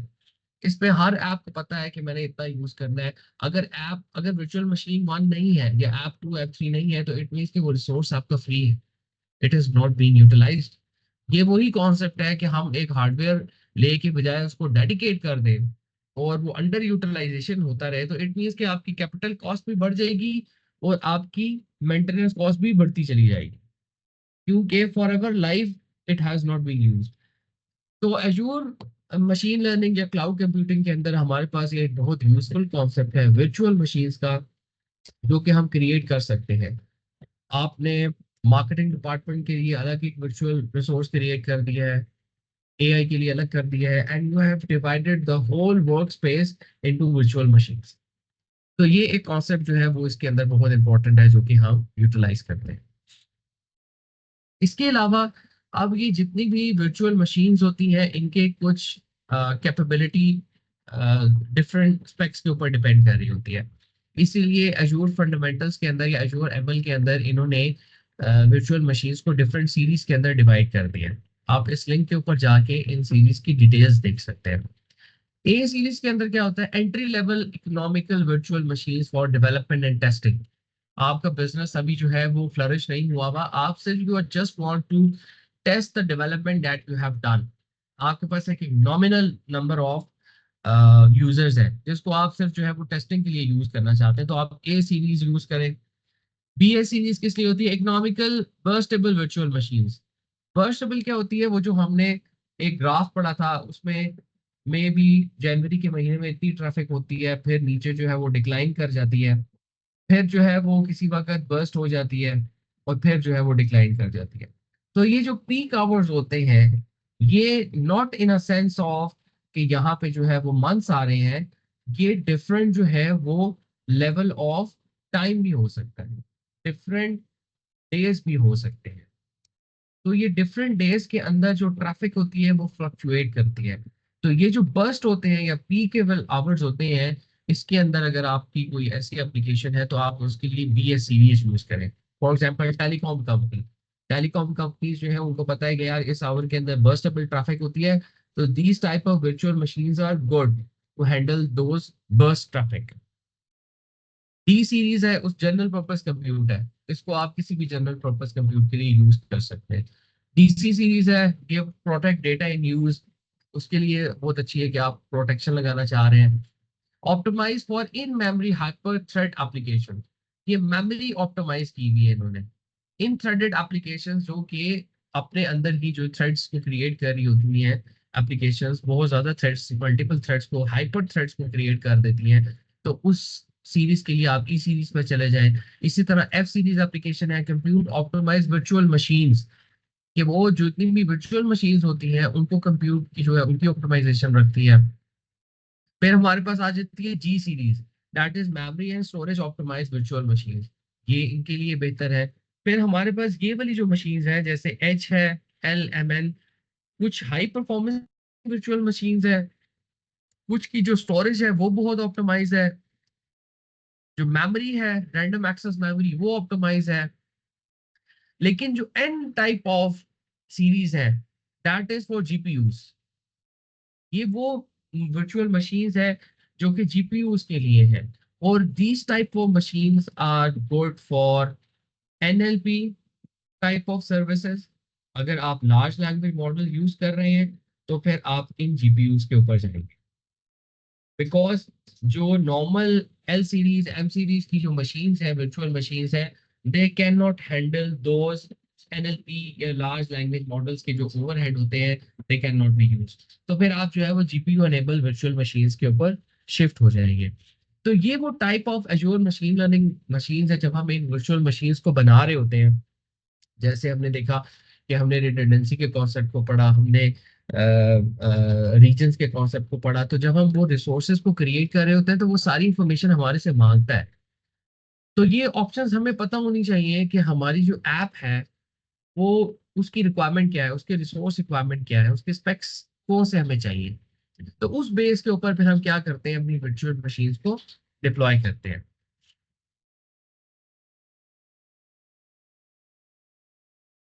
नेक्स्ट अब हमारे पास जो है वो इसके अंदर क्या है, ये वही मॉड्यूलर आर्किटेक्चर है। इसके अंदर हमने जो है वो अभी तक एजोर स्टोरेज अकाउंट क्रिएट कर लिया है, और आज हमने जो है this is the first step we have done. और इसकी हमने थ्योरी भी पढ़ ली है, स्टोरेज अकाउंट्स की टाइप्स भी पढ़ ली हैं, और हमने जो है वो अकाउंट भी क्रिएट कर लिया है। अब नेक्स्ट जो है वो हम जाते हैं अपने कंटेनर की तरफ। ये जो कंटेनर रजिस्ट्री है बेसिकली एजूर कंटेनर रजिस्ट्री। अब हम ये देखते हैं कि व्हाट इज अ कंटेनर।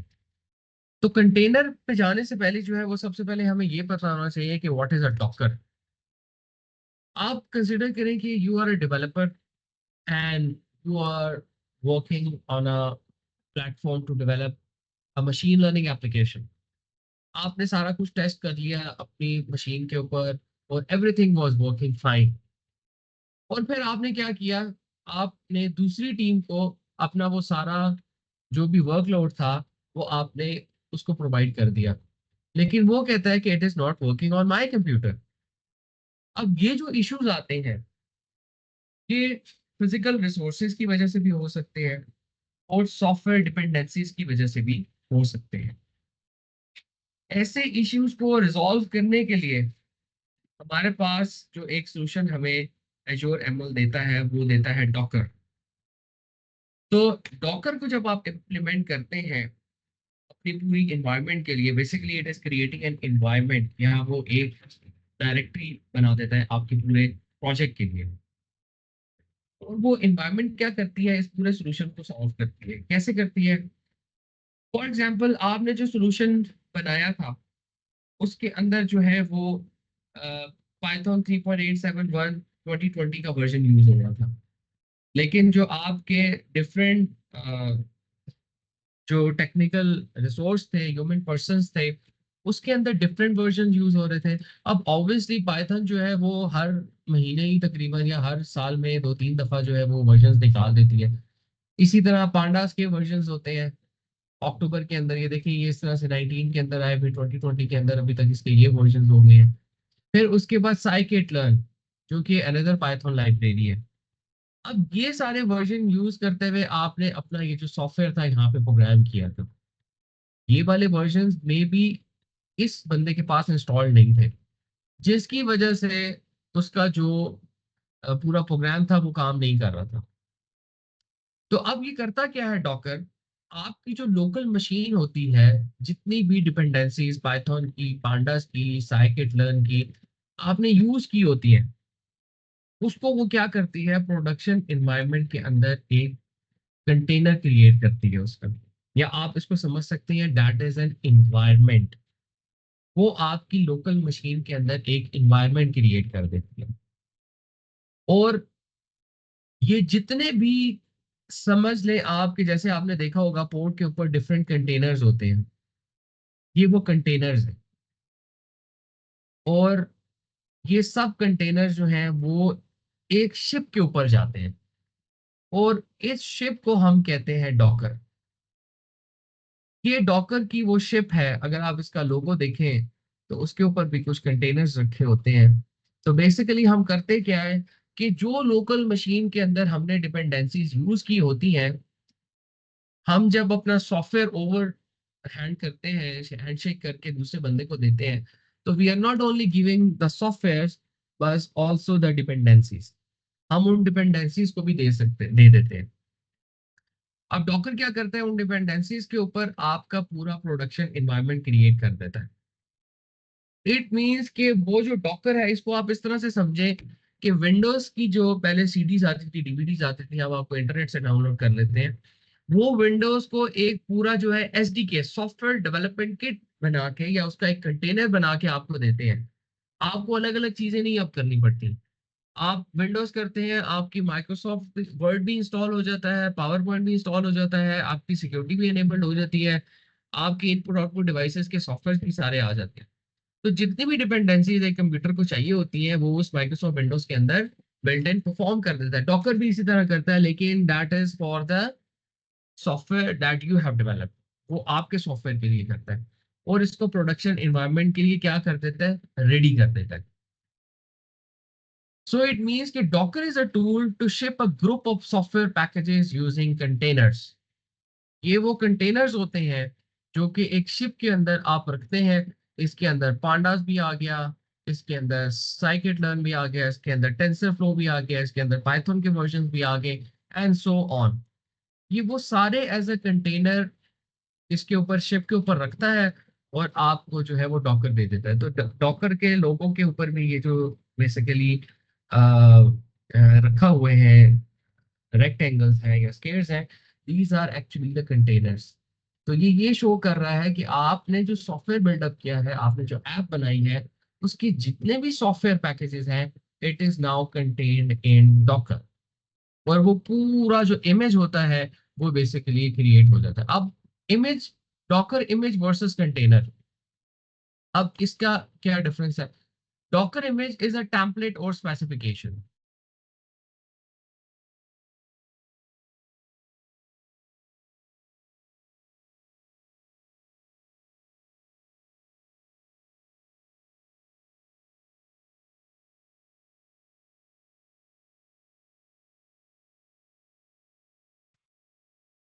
यार आप लोगों में से कोई बार बार जो है वो म्यूट कर देता है और फिर म्यूट हो जाती है।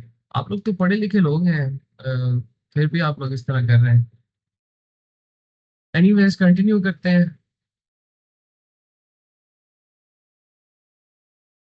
डॉकर इमेज वर्सेस कंटेनर, आपके पास जो डॉकर इमेज आ गया उसका एक टेम्पलेट या उसकी स्पेसिफिकेशन जो है वो रेडी हो जाती है और उसकी रीड ओनली फाइल जो है वो रेडी हो जाती है। It is only read only file. आप उसको जो है वो जब आप उसको क्लाइंट को टेस्टिंग के लिए देते हैं या किसी रिसोर्स को टेस्टिंग के लिए देते हैं, तो ही और she is not able to change in the configuration of the files.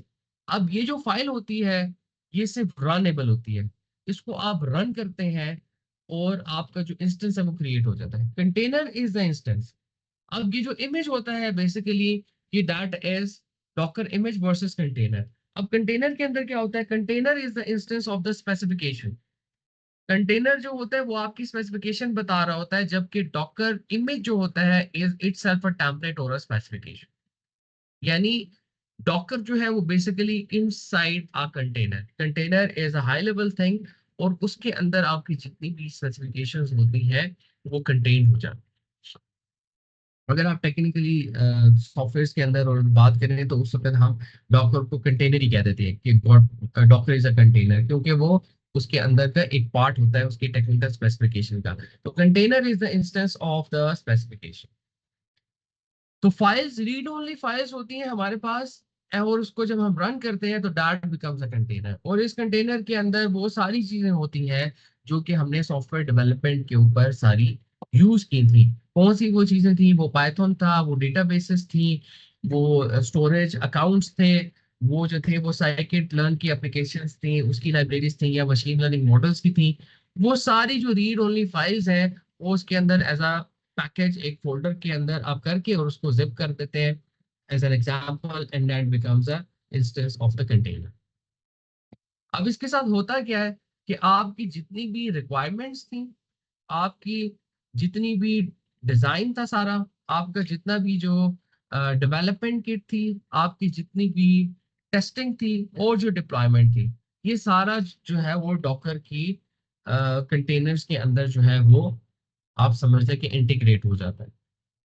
It means कि अगर हमने पहले जो एक कॉन्सेप्ट पढ़ा था स्टोरेज अकाउंट वाला, तो हमने देखा था, हमने उस वक्त ये डिस्कस कर रहे थे रिडंडेंसी के अंदर कि हम रिडंडेंसी क्यों अप्लाई करते हैं। अगर कोई फिजिकल डैमेज हो गया है उस मशीन को, तो आपके पास वो जो ऐप आपने क्रिएट की थी और जो आपने अपना एप्लीकेशन डिप्लॉय की हुई थी वर्क स्पेस के अंदर, स्टोरेज क्रिएट किया हुआ था, उसका इमेज जो होता है वो आप eight the end of the day या उसके अंदर कोई टाइमिंग सेट कर देते हैं कि उस टाइम के बाद एक इमेज जो है वो अपडेट होता रहे और फिर उस इमेज को आप अपने एक लोकल सर्वर के ऊपर सेव करवा लेते हैं, ताकि वो जो डॉकर इमेज है, वो जो कंटेनर है, वो आपके पास इमरजेंसी के अंदर अवेलेबल रहे।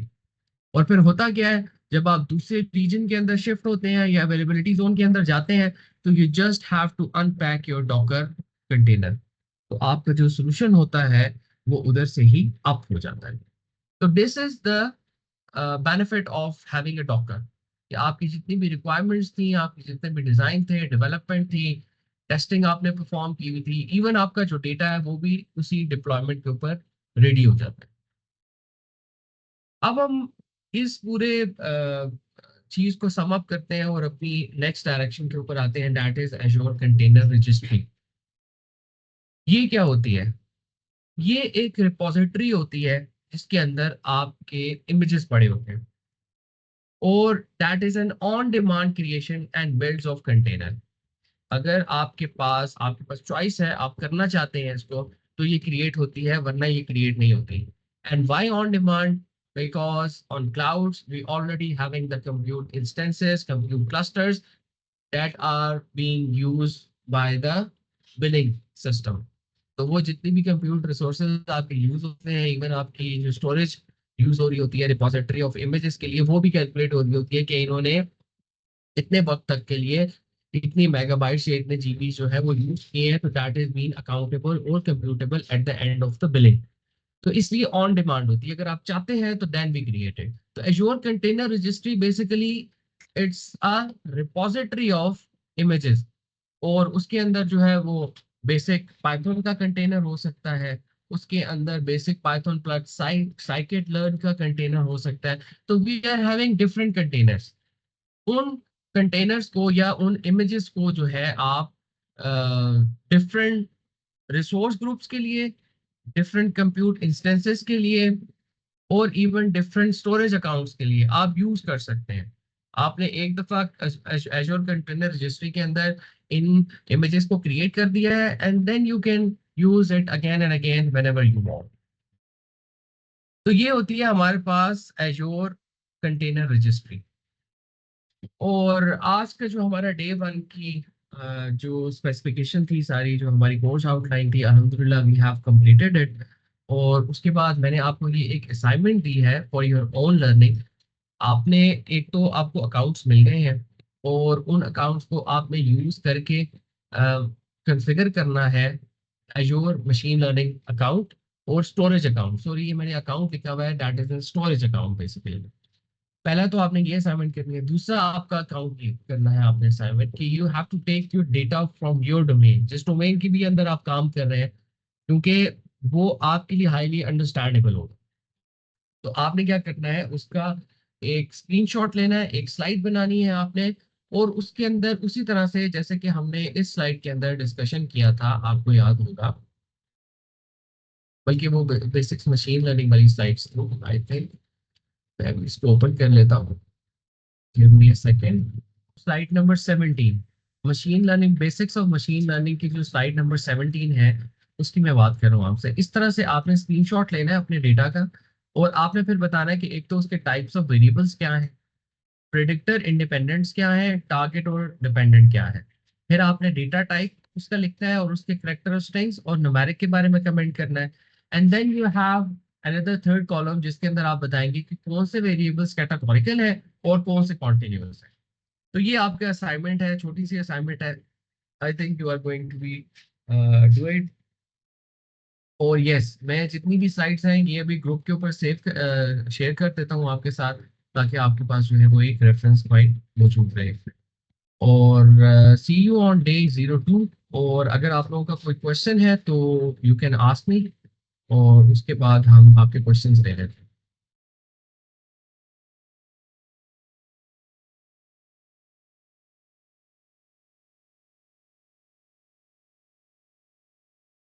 अल्ताफ खान जी, बोले।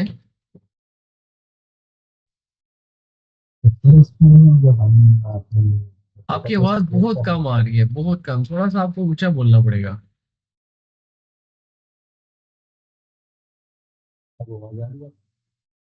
बहुत हल्की सी आ रही है, बोले। कोशिश करता हूँ सुन लूँ आपको। डीबी में फाइल कैसे अपलोड करेंगे जब हम डेटाबेस बना लेंगे? आप ऐसा करें, क्वेश्चन लिख दें, मुझे आपकी आवाज बहुत कम आ रही है, या अगर किसी और को आ रही है तो काइंडली वो मुझे बता देंगे क्या क्वेश्चन कर रहे हैं।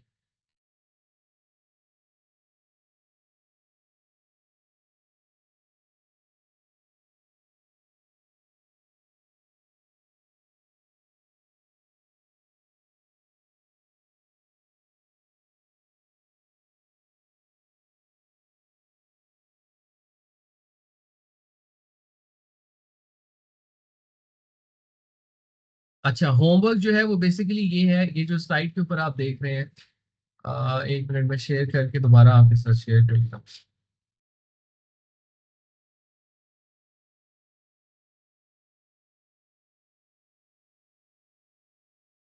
ये जो स्लाइड है ना, इस तरह की आपने एक स्लाइड बनानी है, और इसके ऊपर आपने अपना डेटा लेना है, और आपने ये तीन जो कॉलम्स हैं, types of variables, data type और कैटेगरी, ये आपने अपने डेटा के लिए, जो कि आप इसका स्क्रीनशॉट यहाँ लगाएंगे, उस डेटा के लिए आपने वो प्रिपेयर करनी है स्लाइड। एक तो ये क्वेश्चन है। दूसरा ये क्वेश्चन है कि आपने अपने माइक्रोसॉफ्ट एजोर के अकाउंट्स को रेडी करके स्टोरेज अकाउंट क्रिएट करना है। तो ये दो क्वेश्चन है बेसिकली।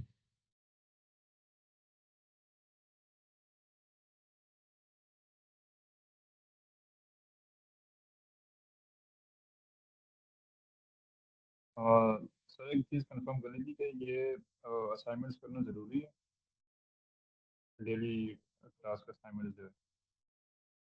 आप थोड़ा सा अगर क्लियर बोले, मुझे आपकी आवाज नहीं आ रही, सॉरी। सर मैं ये कह रहा हूँ कि ये असाइनमेंट्स करना ज़रूरी है, ये डेली जो आप असाइनमेंट्स देंगे, क्योंकि असाइनमेंट्स जो है वो अगर आप करेंगे तो आपके एग्जाम की तैयारी होती जाएगी। They are not compulsory, they are optional.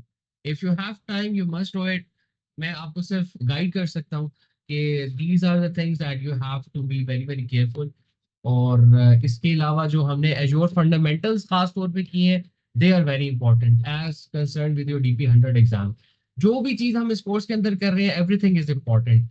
लेकिन कुछ ऐसे क्वेश्चंस होते हैं जो कि स्टोरेज को, सॉल्यूशन को डिप्लॉयमेंट के वक्त भी, आपके एग्जाम के कॉन्टेक्स्ट के अंदर भी बहुत इंपॉर्टेंट होते हैं, तो वो उनको मैं फिर एज एन असाइनमेंट्स बना देता हूँ। और इसके साथ साथ एजोर फंडामेंटल्स जो है, दे आर वेरी इंपॉर्टेंट।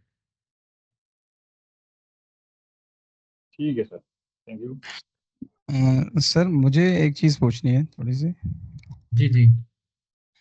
अच्छा सर, ये जो हम पोर्टल डॉट एज्योर पे अपना अकाउंट वगैरह रजिस्टर कर रहे हैं इसमें, अच्छा इसमें अगर हमें कोई ऑफिस ऑलरेडी प्लेटफॉर्म मौजूद हो, जैसे हम हमारी ऑफिस आईडी बनी हुई है माइक्रोसॉफ्ट पे ना, अच्छा उस पे अगर कोई ऑलरेडी उसी आईडी पे किसी को कोई रोल्स वगैरह ऑलरेडी रजिस्टर्ड हैं, असाइंड हैं, ये वो, तो इन एक्टिविटीज़ के परफॉर्म करने से जो एक्चुअली डेटा साइंस से रिलेटेड होंगी, तो हमें क्या चीज़ें ध्यान रखनी चाहिए कि बाकी की जो रजिस्ट्रेशन है, जो एक प्रीमियम है या लाइसेंस्ड है, तो उनका कोई इम्पेक्ट ना आए या उनमें कोई इशू ना हो, कहीं ऐसा हो गया।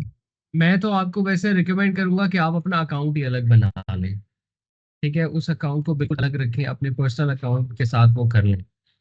और सही। अगर फिर भी अगर आप उसको करना चाह रहे हैं, तो रिकमेंडेड ये है कि उसको जो है ना, उसका जो स्टोरेज क्रिएशन एरियाज हैं, और जितने भी आप इंस्टेंसेस या कंप्यूटर रिसोर्सेज क्रिएट करते हैं, उनको डिफरेंट नेम्स के साथ बनाएं।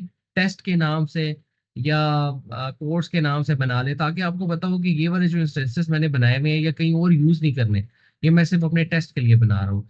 लेकिन रिकमेंडेड ये है कि आप बिल्कुल एक डिफरेंट अकाउंट यूज करें, क्योंकि वो eight the end of the day वो रिसोर्सेज अगर कंप्यूट हो रही होंगी, हम आगे जाके ट्रेन करेंगे, टेस्ट करेंगे, तो वो जो रिसोर्सेज हैं वो यूटिलाइज होंगी, तो आपके कंपनी की बिलिंग के अंदर भी आ जाएंगी। अच्छा अच्छा, ठीक है सर। तो इससे बेहतर है कि अपनी आईडी अलग से यूज़ करनी चाहिए, ना हाँ, कि कोई। अपनी एक जो है ना वो लॉग इन पर्सनल आईडी बना लें, क्योंकि 200 का क्रेडिट आपको फ्री मिल रहा है, तो why not use it. Right sir, okay.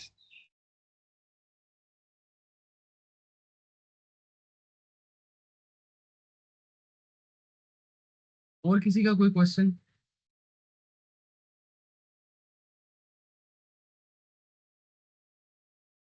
जो recording of lecture will be made available. I think ये जो रिकॉर्डिंग होती है, ये ऑलरेडी जो है वो सेव हो जाती है। जैसे ये खत्म होती है कॉल, तो ये सेव हो जाती है, और इसके ऊपर ही माइक्रोसॉफ्ट टीम्स के ऊपर ही उसका नोटिफिकेशन आ जाता है कि द रिकॉर्डिंग इज अवेलेबल। और इसके बाद है sir, source storage is the combination of all the storages like EBS file system. Source storage account basically, जो स्टोरेज अकाउंट होता है उसके अंदर जो है ये all the type of storages are coexisting. अच्छा, और कोई क्वेश्चन करना चाह रहा है? वासिफ दाऊद। सर पूछना था कि ये स्लाइड्स वगैरह हमारे साथ अगर आप शेयर कर दें तो थोड़ा रिव्यू कर लें। इंटरनेट की वजह से थोड़ा डिफिकल्ट हुआ था बीच में कनेक्ट मैं होना। स्लाइड्स ही आपको भेजने लगा हूँ, मैं अभी आपको व्हाट्सएप ग्रुप के ऊपर भेज दूँ। ठीक सर।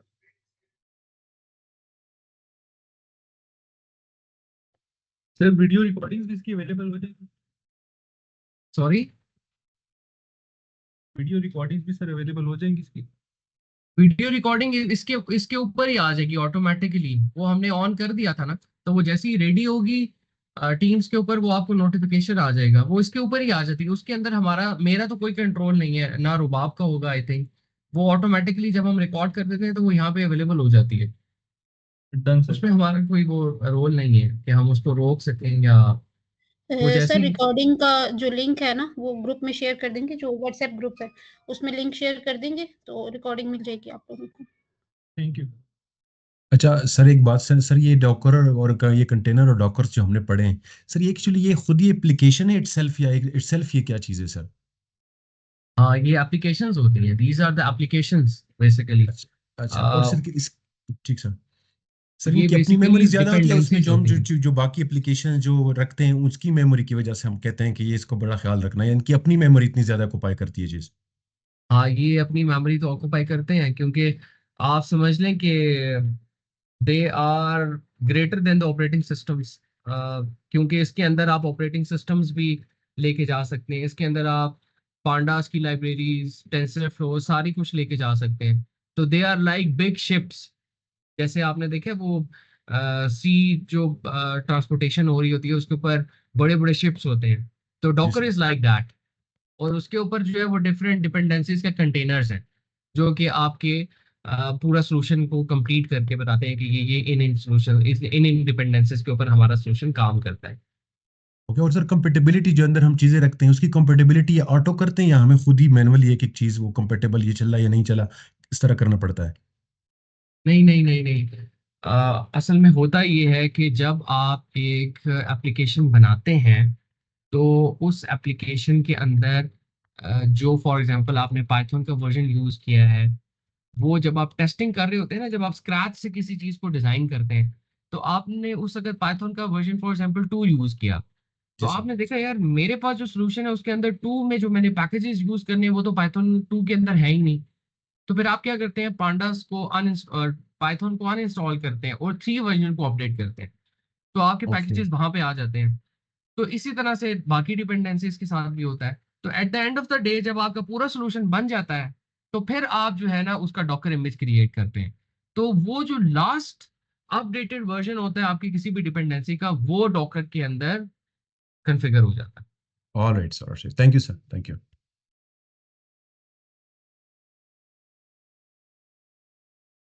जी, कोई और क्वेश्चन किसी का? अल्ताफ खान। सर मैंने अब तो आवाज आ रही है मेरी सर? हाँ, अभी आ रही है। सर मैंने डीबी तो क्रिएट कर लिया, उसके ऊपर मैं जैसी अपडेट चेक करूं मुझे डीबी तो शो नहीं हो रहा, वो कहाँ पे होगा?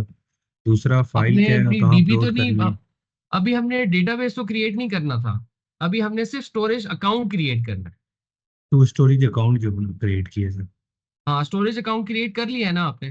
जी जी। उसके हाँ, बाद बस जो अभी नेक्स्ट स्टेप हम जब डीबीज क्रिएट करेंगे तब मैं आपको उस वक्त हम ये इन चीज़ों को डील कर लेंगे। तो अभी ये हमने सिर्फ फाइल स्टोरेज फाइल अकाउंट कैसे बनाना था। बनेगी, ये जो आपने So, बताया वेरिएबल वगैरह डेटा सेट के? क्या होगा, दोबारा पूछे। ये जो आपने असाइनमेंट दी है हाँ कि हाँ, using a data set variable वगैरह, ये उसके अंदर ही बनेगा या नहीं अलग उसके से? अंदर नहीं बनेगा। इसको आपने सिर्फ और सिर्फ एक स्लाइड बनानी है पावर पॉइंट के ऊपर। आपने उस डेटा का स्क्रीनशॉट लगाना है और नीचे जो 3 कॉलम्स हैं उनको फिल करना है। आप ये अपने किसी आपने डेटा सेट में अपने किसी डेटा सेट जो कि आपका अपना डोमेन से हो, जिसके आपको अंडरस्टैंडिंग हो। सही है, ठीक ठीक, thank you sir. You are welcome. और कोई किसी का क्वेश्चन?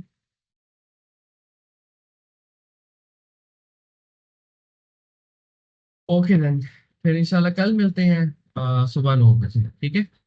ओके जी, टेक केयर, अल्लाह हाफिज। ओके सर, थैंक यू, अल्लाह हाफिज। थैंक यू, अल्लाह हाफिज। हाँ। थैंक यू, अल्लाह हाफिज।